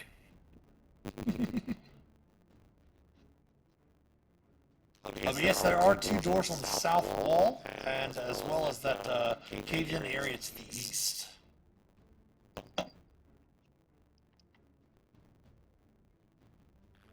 Okay. We'll listen to the door right in front of him. Felix, even with just a passive intelligence check, because you have, what, intelligence of 18 or 20? Your intelligence? No, 17. Oh, 17. Yeah, you could, even with a passive intelligence check, you can definitely tell that the remains of the mind flayers and the dwarves that were over in the eastern side of the room that had collapsed would definitely happened millennia ago from that vision that the intellectual snare had placed in the area. And definitely the creature, in your experience, would probably amount to an aberration. Alright. I'll pass off info.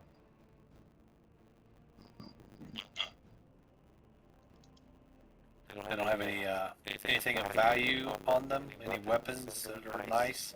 No, the only thing of value other than the mugs themselves, you might be able to get a few copper out of them. They are old stone, clay stone mugs made by dwarves, but the alchemy jug itself. Or he's got his own mug that's tied onto his belt. Leather mug he's got. Okay. You don't care about that one. Okay. All of his adventures, having a mug, a bowl. He's got a bowl in his backpack. It's best kit. Taking them all. Yeah. Mess kit. So which of the two doors in Phelix and Ulmor? You seem to be around that one. You want to check that one? The one to the west? The one directly Yeah, I south was of just you? gonna check that one. Yeah. Listening to it first. You don't hear anything. Okay. I don't hear anything. Should I open it? Of course. Oh, great. Alright. The door opens and you see a platform in front of you with stairs leading down to the east. Stairs on this one. Cool, The other we'll one? open that one. I think Felix told me. Go to the left. I went to the left. Go down these stairs, or what do we want to do? Ulmor walks over to the other door. I'll check the other door first, just to see. Yeah, I went to the left. What do you do with that other door there, Felix? I'm gonna send the manifest mind into here just to see a little further in. It does seem to lead down to another set of double doors and some more rubble. And from that client's point of view, you see one of those spindly creatures. Yep. Obviously, it has not detected the manifest mind from this distance. Alright, I'm gonna pull back my mind. Okay. You guys, there's another one of those triangle thing, pyramid things down here. Alright, well, we do have an ad break that just popped up for us. It's kind of out of surprise, so we're going to take a small break. We'll be back in a few. Break, break.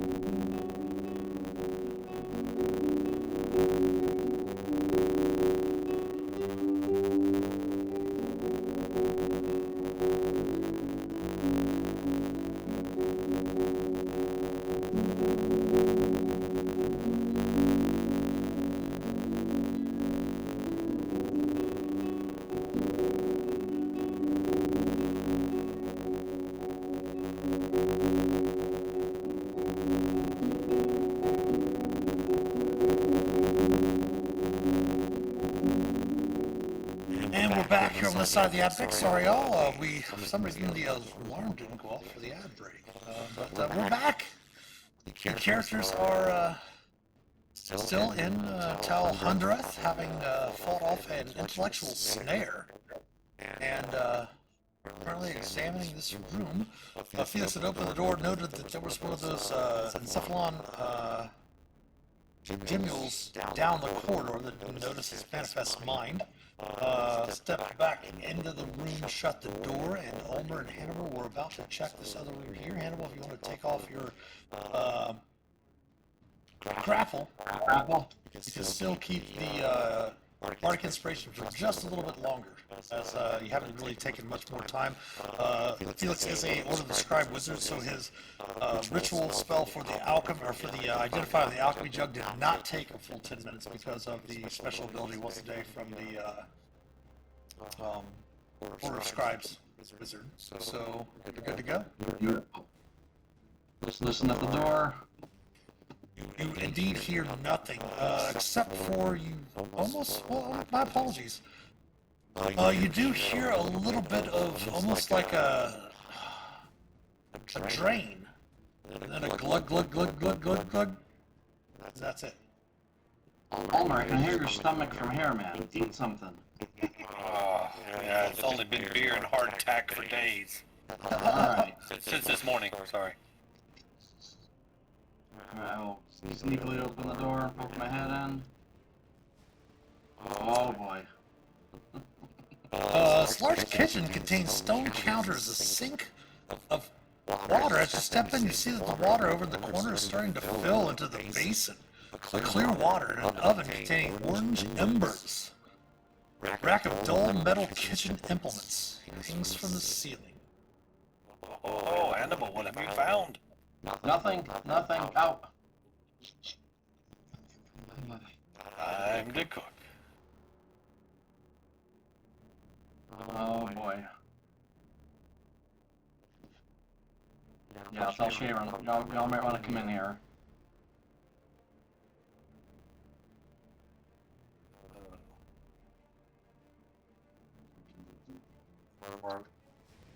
Immediately goes over to the fireplace to kind of look around, see if there's anything cooking. There's not, but there are, as I mentioned, some glowing orange embers in the oven itself. Yeah.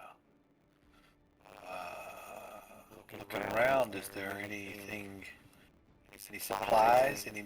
As a matter of fact, you looking around for food and stuff like that, you don't really see anything in here. However, you do know that the oven does seem to have a constant temperature.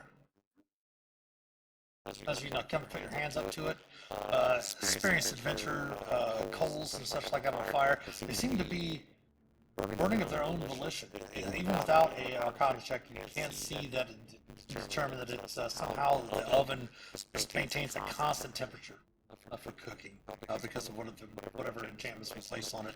And you do note that the basin near you, Phelix, down by that door, has finished filling with water. And with your passive Arcana, it does seem as if the sink itself seems to have some sort of create and destroy water cast upon it. That every hour the water is destroyed and then refilled with fresh water every hour. But looking around for supplies, Ulmor, you do note that there does seem to be a backpack in here. That's a little out of place. Oh, yeah, well, I'll rummage through the backpack. Open it up, and you do find that there's 100 feet of silk rope inside. This could come in handy. 3 daggers.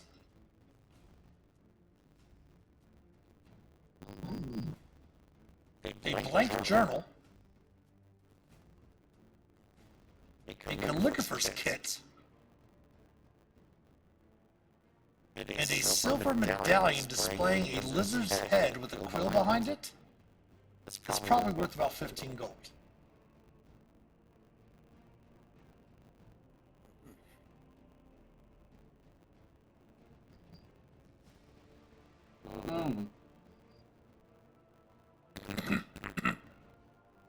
Quill behind it, interesting. Yes, like embossed on the medallion itself. Seems to be a lizard's head with a quill behind the head. A quill and a calligraphy kit and a blank journal. It seems like a little wizardy place here. I was thinking a little Robert Frosty place here. A little poet. Oh, You're probably a writer. Do a religion check on that on the medallion. Yeah, if you want to. 21. Doesn't bring anything specifically to mind, but I mean, with this being an ancient area from Dumathoin, being underground, being close to the Underdark, it might have something to do with things that might dwell underneath the surface of Faerun.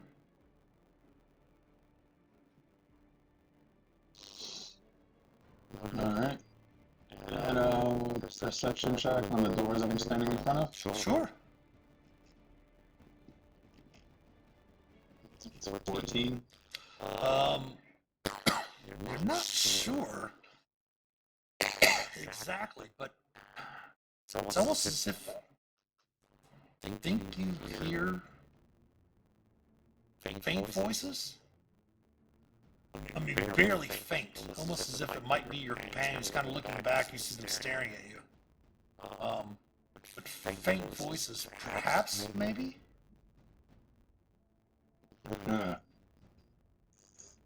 Motion my ear, point at the door, make like a talking gesture with my hand. and then moves this way.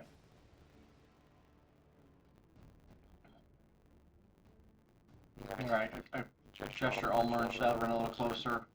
Shae will go ahead and try to stealth up and kind of motion for everyone else to do the same.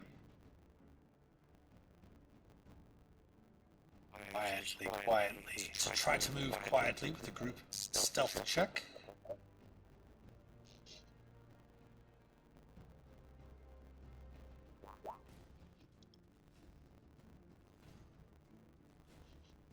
Alright, Hannibal.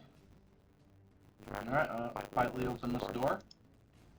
Ah, no!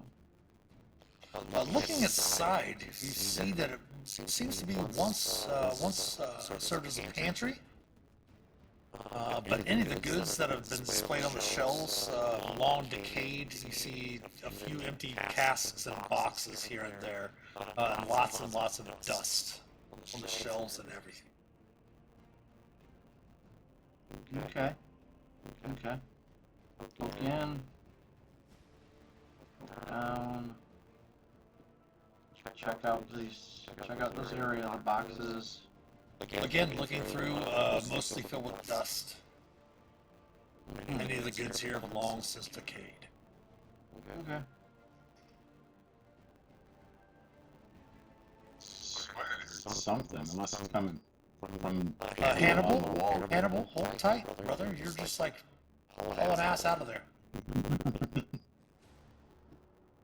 Okay, let me move you over here. Okay. With your passive perception of 16, the shelf here does not look like just a shelf.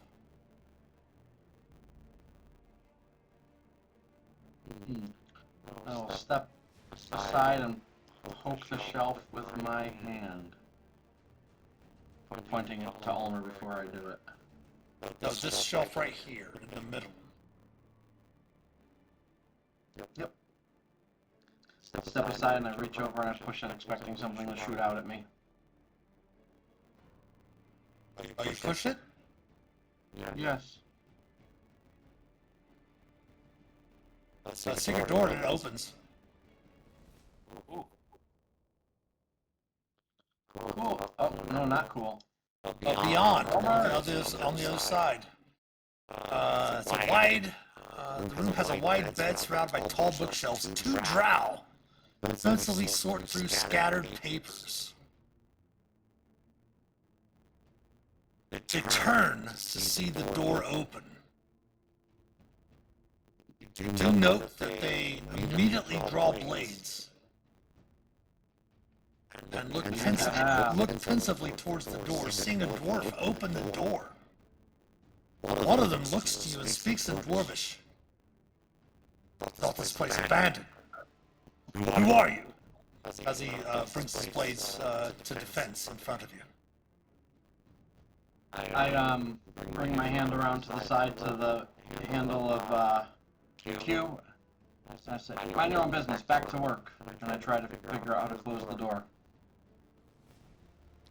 This one does step forward and kind of puts their hand here. State your business. Why are you here? Have you seen anyone else that of our kind?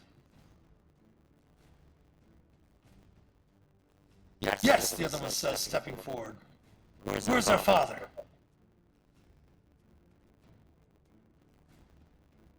Oh, boy. Hannibal's not used to freezing up.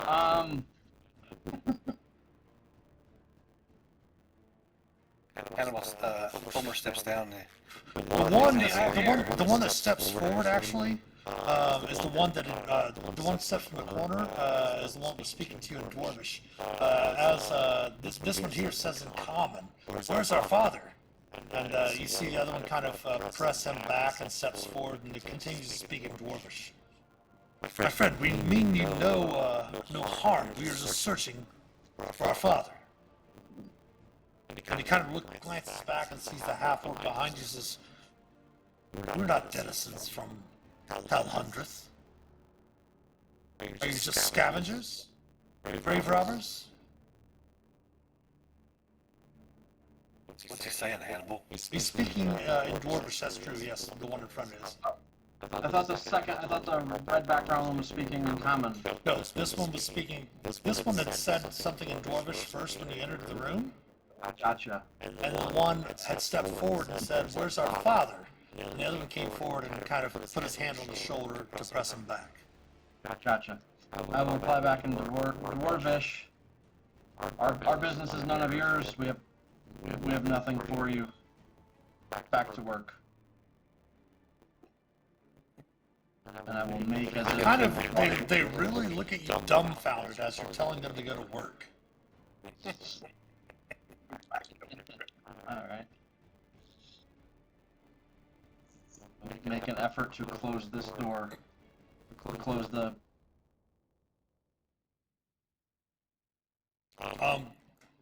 Give me an insight check. Oh boy. I'm good at those. You can tell that they're here searching for something definitely. There don't seem to be denizens of this thing, and they do have worried expressions on their face. They do seem to be genuine in that they're looking for their father. The one right there by the door does put his hand on the shelf that you're trying to close it back up, and as he does sheath his blade, says, "I'm sheathing my blade. I have nothing against you. We just seek information." It looks of it the same as you do see Shae kind of step into view there as well. At first she kind of gasps at first seeing the drow, but seeing that drow does not seem to be harboring any ill intent at the moment, she does let you see her relax. I will wave back the, hands off your weapons, and I'll back up and say, "Get in here so we can talk. Who's this father? What are you looking for? What does he look like? We'll let you know if we've seen him."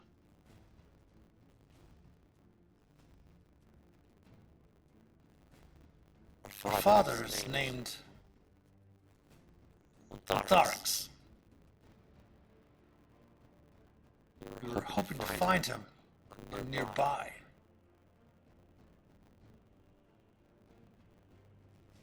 We do know that, for what reason he's here, we are unsure. We believe that it is to join some sort of cult.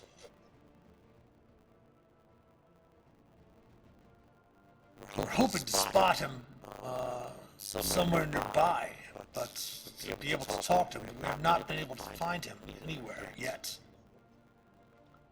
No, we haven't come across any other drow down here. Nope. I understand that word. Nope. No drow. I didn't see any drow. We do have, and one of them actually kind of, you see the one behind Tug on the brother's cloak. That seems to be wearing a very short cloak about that comes up to just beneath the buttocks, as it were. Kind of tugs on that cloak, and he does mention something in common. He actually speaks in Undercommon first. Does anyone speak Undercommon? No. Yes. I do. Hannibal speaks Undercommon. Nice. Yeah. Shocking. You do, as does Shae. He mentions the Undercommon, brother. Should we just speak to them in common? I do not understand the dwarf's tongue. I answer back, "Yeah, that'd be great." You kind of see a surprised look come across his face and says, "No, I mean no disrespect. We just to be forthright, we do have 3 of our companions in the chamber beyond." He points to this door to the east. 3 of their companions in the door beyond. And he points again to this door to the east beyond them. See this door back there? Yes. Alright. Come on in here and start again from the beginning in common. And I gesture again for them to come into this room. Our father, Phelix, has come here and we seek to find him. He seems to want to join or become one or a member of this cult in this area. What the cult, we believe it has something to do with far realm energies. We think that he might be misguided. We do not wish to hinder you in your explorations, but perhaps you might share with us why you are here. Perhaps we might be able to work together? I mean, if you are going to explore the rest of this complex, perhaps if you find our father, you might be able to capture him and return him to us. And Ulmor speaks up. He says, well, we would help you out, possibly. We do know of this far realm energy you speak of. We encountered a nasty creature and I guess you would call him deformed man earlier that had some kind of weird dark energy, dark form from another place that had transformed him. But yeah, well, what's in it for us? We're willing to help you out, but we'll be going around this. We're exploring, finding things. What have you found? You see, they look to one another, and one of them kind of looks down to his arm, and kind of reaches up, and you see him pull his cloak to the side, and he has a little periapt underneath there. It says, if you find our father and can capture him, I would give you this magical periapt in exchange. Ooh, look at that. It's very nice. What's it do? Strengthens your constitution. Oh, You see, it's a gold chain that seems to have some sort of carving of bone in the shape of an arm. The hand seems to be grasping a golden ring with a ruby in the shape of a heart beneath it. well. It prevents you from contracting any sort of disease while you wear the pendant. Oh yeah, well, I definitely want to help find your father if I can wear that thing. Or we can share it. I'll look over to Hannibal and Delrin. Yeah, what's your father look like? Does he look like you? Indeed, he does. You see, he kind of holds out his hands. My brother is going to conjure an image of him. Please do not take offense. This is not a spell that is offensive in any way. And Felix, if you want to make an Arcana check, feel free. There we go. 20. Oh yeah, he's casting minor illusion, Oh, okay. and he casts minor illusion and conjures up a face of their father. Phelix. Let me go ahead and give you that name in chat.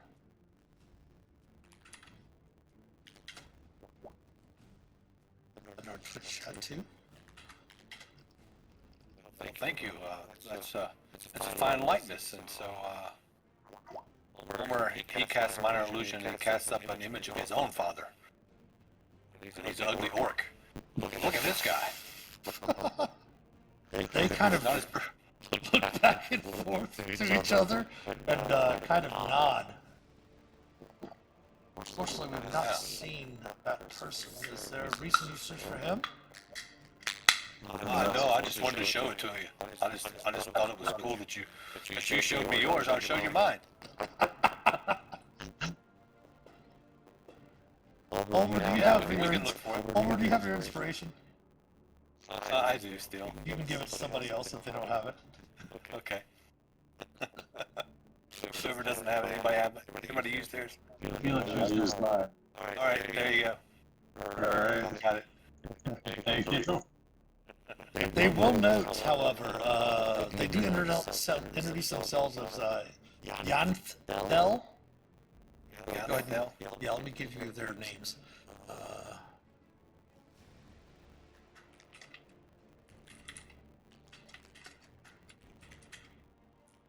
Galthel and Niflin. Gosh, even my typing is delayed.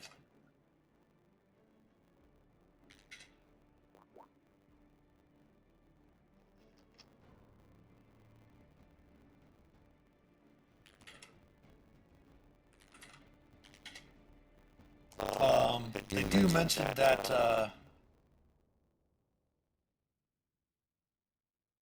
that their father, Yafdel is the one that was speaking dwarf. She does mention, says, we are certain that we can convince our father of the error of his ways, despite his decision to join this cult, but we must acknowledge that father is unlikely to come willingly. Oh yeah. There's that. We have a chance to subdue him and bring him back here, of course. The other cultists, if you encounter any of them, they are not our concern. Okay. We'll do our best. Hannibal, Yeah? you still have those manacles? I start rumbling through my things. I'm like, I'm pretty sure. We might need to use them. Monacoles, yeah, I've got them. Manacles, yep. All right. Yeah, we'll try to do our best. Keep an eye out. Where should we meet you after? Well, this chamber here, and you see Yathdel kind of walk over to this other chamber, inviting you in this room as well. Okay. I tell you, they've got some fresh water and a nice hearth to cook up a good meal up here. What do you guys eat? Yes, we have been using the kitchen for food and Are you preparing. living here or are you looking for your dad? Kind of looks like he just arrived recently. Okay. And beyond him, you do note that there are 3 other drow in the room beyond. There does seem to be some sort of reading room. First, when they see the rest of you, they immediately go to their weapons. You see Yathdel hold up his hand. Says, these adventurers agreed to help us find our father. They quickly sheath their blades, and they kind of nod to you. Just a second here. Where is that? Ulmor nods and starts to go back towards the door. We can help you in your exploration. We don't have the details, but you notice Yathdel looks to his brother and kind of pulls out his hand. You see his brother kind of reach into his back, pulls out a scrap of cloth. Hands it over to his brother, and his brother hands it over to you, Ulmor, since you've been the most chatty. And looking at it, you note that there's scattered notes on a scrap of cloth with maps to certain areas. You do note that the map on there does contain the areas of where you entered, those 2 areas. And then it also has a map of common room, all of the rooms up above, where all the private chambers were, all of the areas of the area where the table was split in half. Actually, also an area of where Phelix is in a manifested mind into there. There does seem to be some sort of statue marked on that map area, and also indicates that there's some sort of library to the south. They have not investigated the room to the south yet of the room that they're in.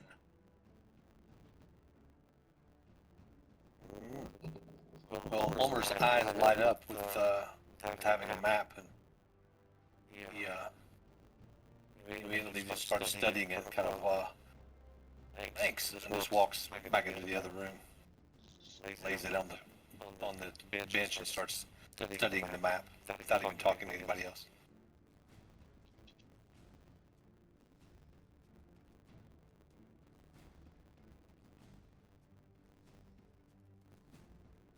Sure. If you want to leave them alone, I'm not engage with them, that's fine. They're kind of standing at a loss, not really sure what to do with your reactions to them. Yeah, he starts studying the map, and he's verifying where that everyone has already been, and his own map that he's Yeah, making. you note that the only two locations you have not been on their map is the room again to the south that they haven't entered into yet from the reading chamber where they're at. It does have sketched out a library, and then the room where Felix sent his manifested mind. Okay. And then after studying the map, he comes back in. Hannibal, it's according to this map, looks like there's something down south here, like some kind of library. We know we had that room up above. We didn't go down the stairs, right, Felix? It had something down there. Yeah, what are those, gemule things? Yes, the weird pets. Yaftel says. We were wanting to force our way to the chambers beyond, but the cultists are very strong, and with their weird pets, we weren't sure exactly if we would be able to hold our own against them.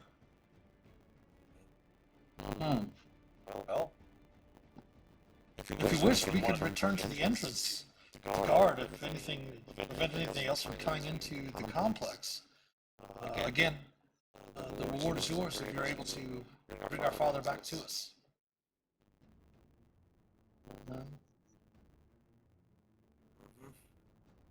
Might as well. I was going to say we could work together and fight all of the weird globules, but it might be better if you guard our backs. That would be a good idea. That sounds good. Did you take care of the creature that layers in the common room to the north? And there, you can easily tell that they're referencing the intellectual snare. Oh yes. We got snared by that thing. I thought it was going to freeze my little buddy here, and we got away from it eventually. We destroyed it. They're nasty creatures. Gave me a headache. Oh, well then we will make our way to the entrance through that area then. The thing really, I mean, it was really sucking all the smarts out of my brain. I think it got full eventually, but I decided to, go ahead and bash it. You do see the drow all kind of look pensively towards one another. Obviously not wanting to insult Ulmor in any way from the way that Ulmer's been kind of interacting with them. But they nod and say, "It is truly a wonder that you have survived. That is very welcome indeed. You must indeed have the prowess in order to accomplish our quest. We will head back to the entrance and await word from you." Oh, all right. Sounds like a plan. And I'm going to go ahead and move them out of here and then move them up to the entrance. They'll wait for you to accomplish the mission that you accepted from them. Okay. So Felix, what are we doing again? Looking for their father. Yeah, that The guy. guy in the image. All right. Well, I got confused. I started thinking about the globs and then the sparkly thing he had on his wrist and Constitution and map. Yeah, the map. Yeah. I got the map in my head. Let's go. I walk into this room and I look down towards that door. All right, give me 1 second. Again, like I said, I'm having a little bit of issue with the lag here. Okay. Yeah, I didn't go anywhere. Just Move them up to Far the back just- up to the entrance real quick. Okay. All right. So it was noted to you on the map that, and that again, that platform where the stairs went down to the east, where the gem mule was seen by the manifested mind of Phelix. Does have a statue marked on it. There's also a room to the south of you, in that main room where you're at right now, Ulmor, that was marked as a library. Okay. Hmm. Well, shall we continue? What do you guys want to do? Let's go. Let's check out the library. Library first, all right. We got a creature up here, right? So based on the map, we can figure that this here leads to that same chamber that I saw. Correct. Okay. I mean, I can see it on ours, obviously. Just want to make sure that there's this. All right. I'm gonna listen at the door. Listen to the door. Door. What should I do? It will tell you it's woody secrets. It's stone secrets, I should say. All right. Let's just stealth up again. Yeah, I was gonna say, Hannibal, you hear nothing. Yeah. So by now, Hannibal, your bardic inspiration would have gone away, Got it. and then I'm gonna go ahead and get rid of Sheldon's aura.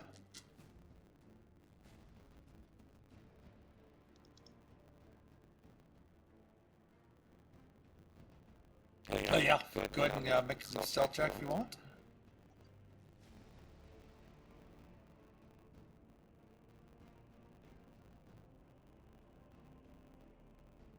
Felix. Be very quiet. I'm hunting rabbits. Yeah, you feel that you're fairly quiet, yeah. Alright, I'll open the door. Open the door, poke my head in. Indeed, it does seem to be a library. Shelves cover the stone walls of this room from floor to ceiling. Sagging books that have been reduced to little more than scraps and dust fill the shelves. Though a few books bound in metal have survived the long years of abandonment. Yucky. Alright. Yoink.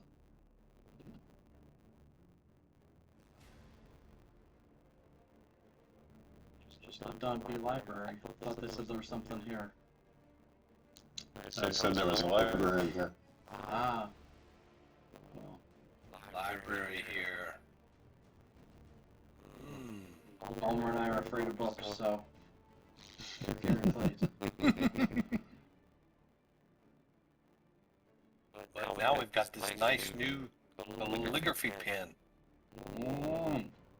Maybe we can write a book. Alright.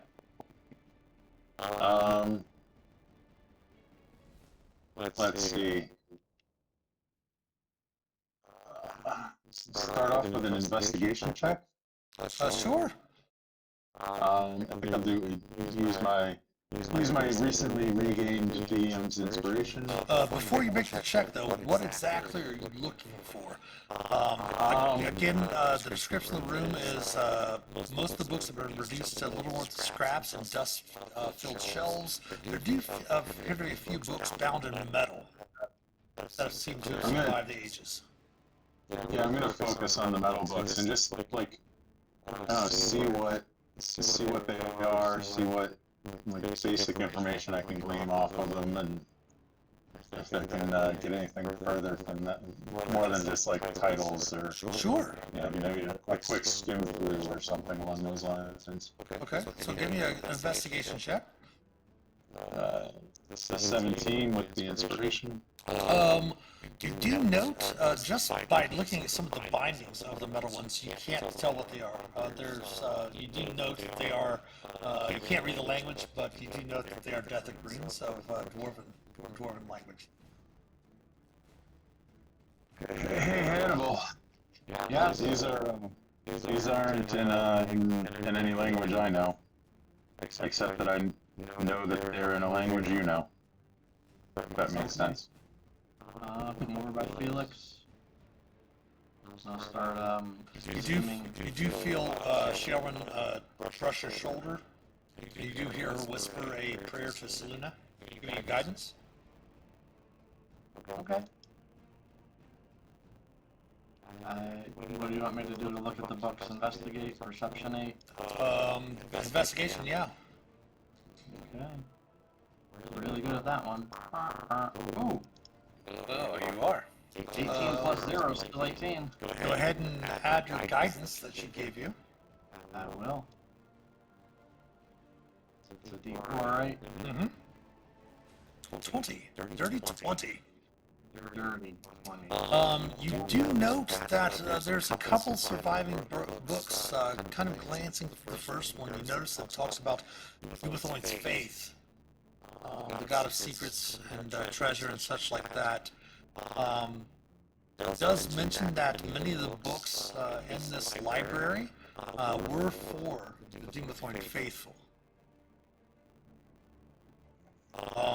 You also note that one gem, one book does speak about gem cutting secrets, such like that, and mentions of forgotten mines.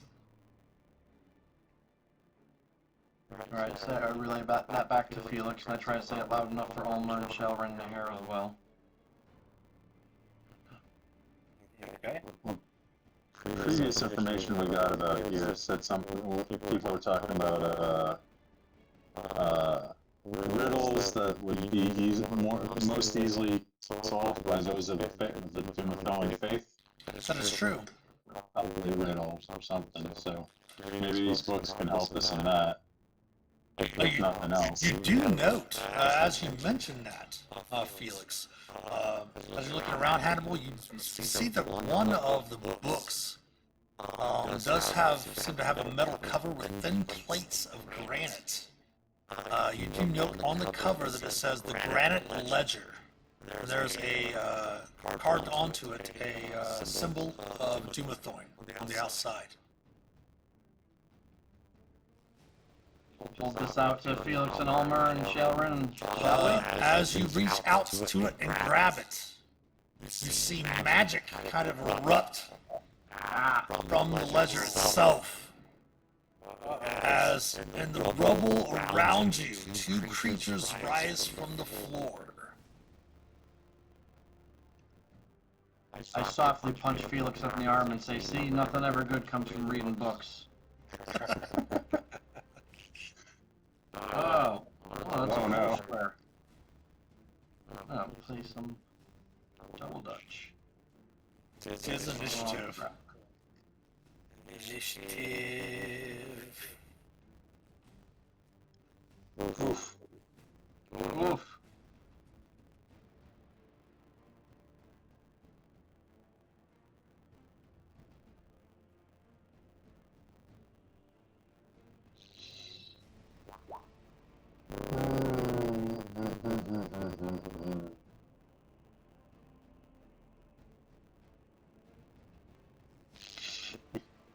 Eventually should come through? Yes? No? Oh, there we go. Alright, the first to react is Felix. You see two, obviously, earth elementals pop up on either side of the chamber of the library. I can't tell what their reach is, can I? Not really. You've never encountered, I mean, you've got a gem that will allow you to summon a water elemental, but you haven't really encountered many elementals. Alright.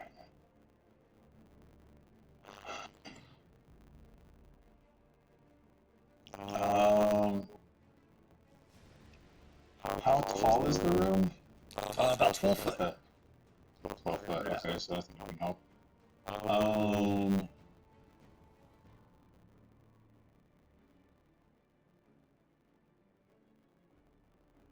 Can't focus in two directions. I'm going to cast I'm going to move here. And I'm going to cast Rhymes Binding Ice at this one. Going to the Should be west. able to- Okay. should be able to do that without hitting Shailran and Ulmor. Yeah, you can angle it. Just there. Just hit the elemental and any books or anything that might be on it. Yep. And let's see. Got Dragon's Breath. What is Dragon's Breath King? I think any of the elements. I'm not sure if it does necrotic or radiant though, but you can check. Acid, Cold, Fire, Lightning, Poison.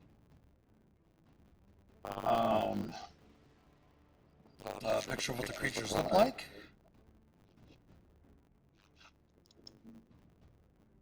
Oh yeah. I think for now I'm going to just stick with the straight ice.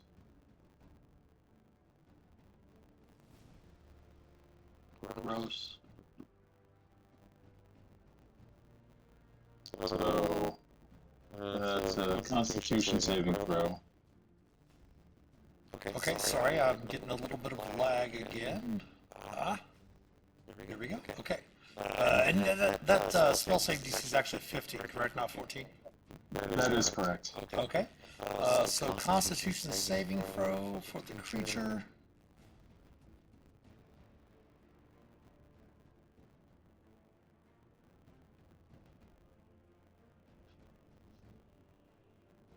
A DC of 15, it will succeed. So it will not be hindered, but it will still take half of the cold, which is 9 cold damage. It takes the cold damage without any issue. You do not see that it's resistant or vulnerable or anything of that nature to the cold damage. Alright, oh,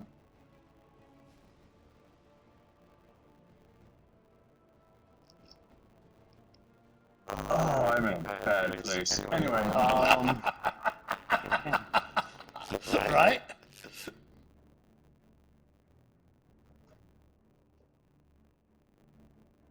looks like I'm gonna stay where I am. Okay. Ulmor. Alright, Ulmor has not raged yet. He's just going to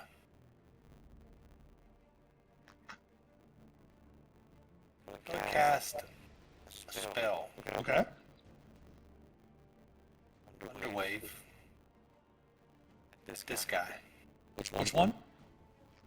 This guy right here. Okay, so keep in mind where your position is right now. That thunder wave would hit Shailran. Okay. If you want to use, yes, if you want to use some movement to move over here, like to just to the west of Shailran, which you could, it would be 10, 15 feet of movement. If you want to move one there, then you could cast it to the south, and it would not get Shailran, as it would get the 9 squares directly in front of you. Okay. Yeah. Alright, I will do that. Can we bring that template out? No, you don't have to do the template. That's not a problem. Okay. But of course, I would note, Ulmor probably doesn't know, or probably doesn't remember, I should say, or doesn't care, but that does create a thunderous sound within 300 feet. So go ahead and cast the spell then for me, if you would. He was going to do Thunderclap, but he thought Thunder Wave might be a little quieter. Sure. I'd give him inspiration if I had it. Well, we've all got inspiration. He's going to do it at level 2. He's bumping it up. Okay. Boom. So for an extra 1 thunder there for a con save of 13. One thunder. So, in Ulmer's defense, his idea is if you use a lot of loud, something, a wave of energy, he's thinking he can break rocks. That is true. Now, unfortunately, the creature, or I should say fortunately for you, the creature does not have magic resistance, so it fails. Oh, And the first thing that you notice is indeed the thunder damage does do more damage as the creatures are susceptible to thunder damage as you do 20 points of thunder damage. But the resounding sound of the thunder wave does resonate through the chambers beyond. Plus, because of the thunder wave, go ahead and we'll click on the spell description here. okay. Pardon me. There you go.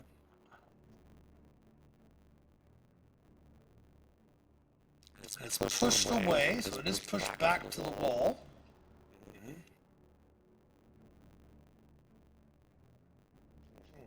Thunderous boom. Thunderous boom, audible out to 300 feet. Obviously, the stone walls are going to, kind of pocket some of it, but not a whole bunch. But you do note that the creatures are vulnerable to thunder damage. You did push it back, Ulmor. Anything else? That was your action. Any bonus action or continued movement?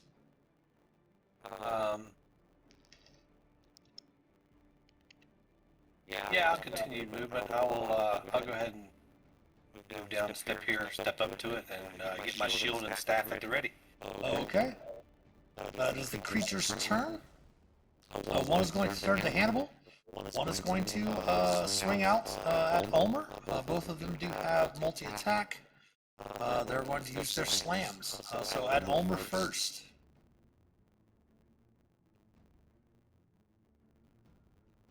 AC of 14 will miss Ulmor. AC of 10 will miss Ulmor. Now the one on Hannibal. Crit. Nope, but 14 bludgeoning for an AC of 24 will hit. And AC of 12 will miss. Hannibal, you are up. Alright, probably not knowing the difference, Hannibal is going to throw second breath of the dragon out. Real quick, Hannibal, do you have, did you get back your 13 temporary, or did you take that since then? I just took 14 damage. Oh, gotcha. I just took 14 bludgeoning, so I just dropped one. Gotcha, and fair enough. Perfect. Sorry, I've got a lot of things going on, just double check. Yeah, for sure. I'm gonna do Breath of the Dragon, Dex save 15, and I'm gonna make it lightning. Seeing that thunder hurt it, I'll think maybe lightning will also. Dexterity saving throw. DC 15 will fail. 2d6. Doink. You do note that it does take the 8 damage, but it is not vulnerable to lightning, only thunder. Alright, I will hew at it with my second attack. Okay. That will hit. Nice. Let's check key points quick. 3. I will flurry of blows, punch. 17. Will hit. 8. That will miss. Alright, that's my turn. Alright, Shaelrin is up. I don't think she has any thunder damage. She might have a thunder wave herself.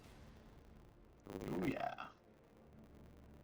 And, I mean, Ulmor's already called the wrath of the rest of the dungeon down upon you all.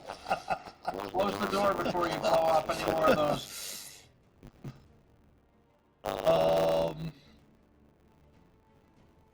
I'm closing any doors on our way through here. I had been closing doors and then I stopped because, yeah. I can't hear you. She's going to go ahead and spend a 3rd level spell as an action. Throw up her Spirit Guardians. So that is a 15-foot radius.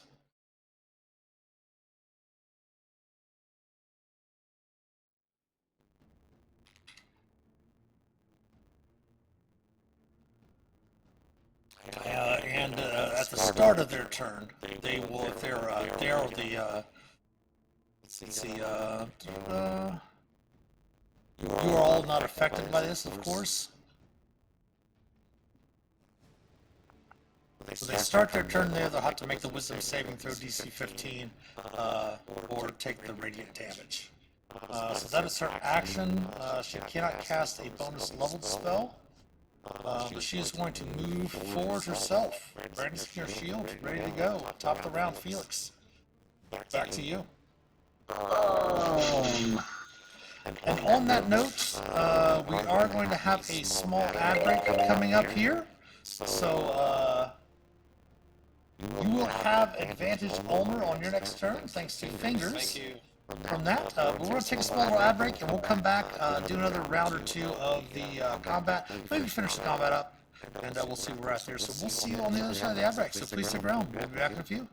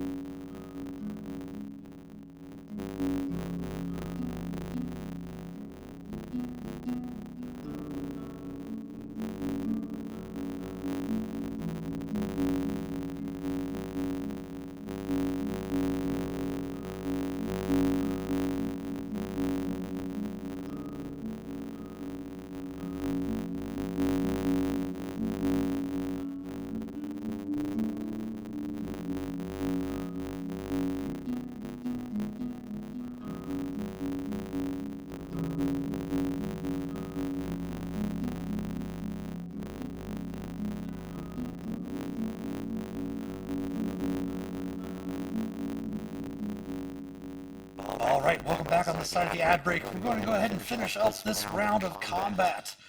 So Phelix, you are up. Ulmor, you do have advantage on your next D20 roll, thanks to fingers. So Phelix, go ahead. Alright, as a rhyme spending, no, first I'm going to move to here. Hopefully not provoking an attack of opportunity. Unfortunately, you do provoke an attack of opportunity from this earth elemental here, as it does have a reach of 10. AC of 22, and a reaction spell. Even if I used it, it wouldn't help, so nope, gonna take it. Alright, so 9 bludgeoning. And Sheaves gave the elemental disadvantage on its next attack. Excellent. 9 damage. That will take out your temp, yes. Yep, it's 4 temp, and they're down to 4 temporary. Alright, I'm gonna cast Rhyme Spinding Ice. Okay. I'm going to upcast it to level 3, Okay.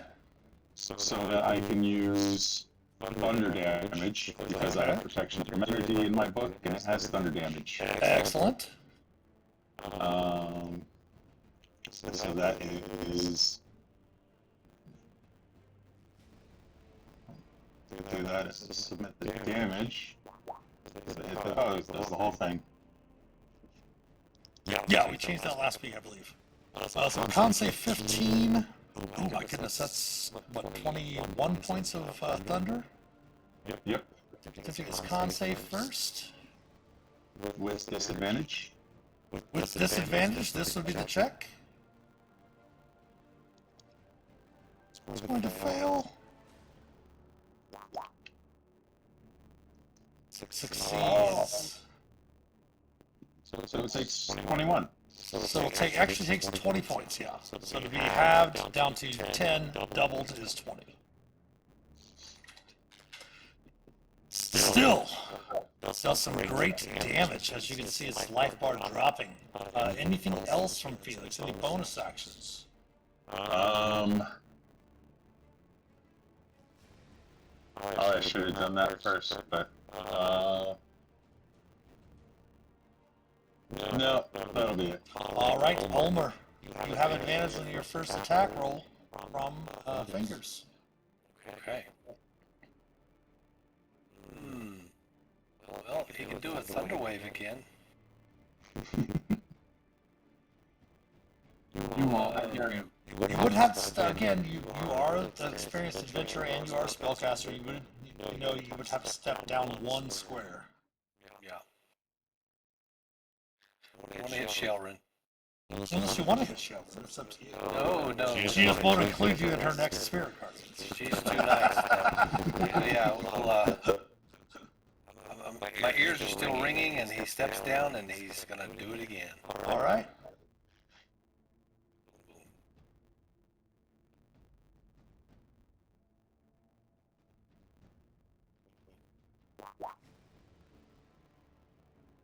Oh, nice. It's con save.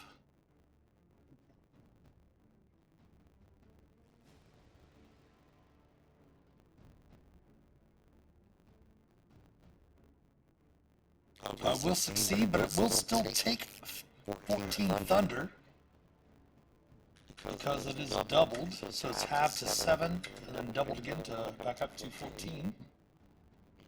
Hey, take it. Anything else? Any bonus Yeah, action? go ahead. Bonus action rage. Okay. Your levels are up. First thing you will need to do is make wisdom saves for the 12 radiant damage from Spirit Guardians. DC is 15 on the wisdom saves, just the 1. So that's to make the save.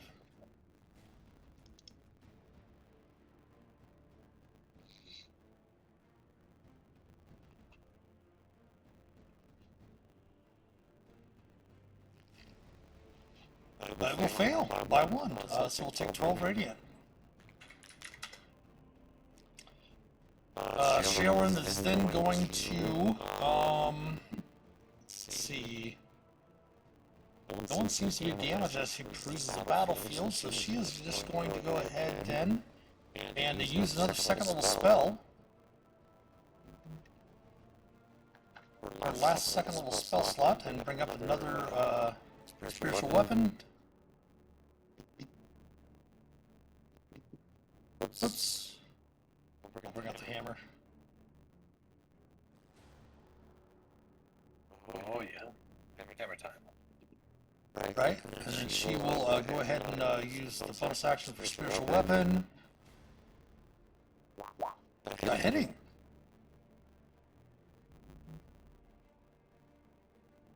A 10-4, so nice. And then she is going to go ahead and toll the dead.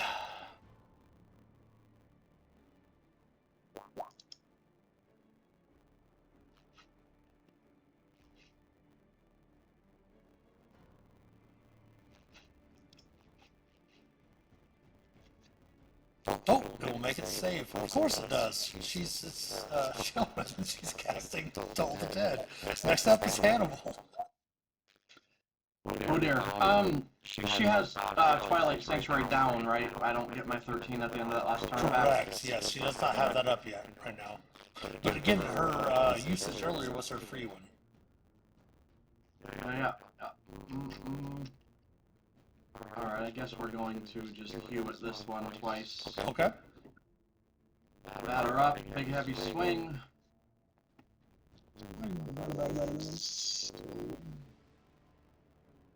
Um, 19. let's go ahead and finish this round because that was my bad. I actually took Sheldon's turn before, because that was the start of the turn for the elementals, I just realized. Go ahead, you're fine. Deal damage. DM inspiration on my second hew. Okay. Huh. 14 will miss. Alright, I'll get mad and punch. Key points don't do anything for you when you're dead. That is true. Punch. Will hit. Round punch him again. Woohoo! No hit. Knock off the key point, and Nice. I am done with my turn. Okay, so Sheldon's turn already went through. So we're going to go ahead and go back to their turn real quick that I skipped over them. For some reason I was making their save at the beginning to the Sheldon's turn. They're going to make a slam at Ulmor. Ulmor, you are raging already. So you'll take half damage if they hit. AC of 17. I don't believe your AC is 17. I think it's 18, right? From your... I believe you had a protection, something like that. Double check your character sheet, because I'm not sure if you updated it. 18, correct. Yeah, I forgot to update that. No worries, I just remember that from last week. So that will miss. The second slam at Shaelrin.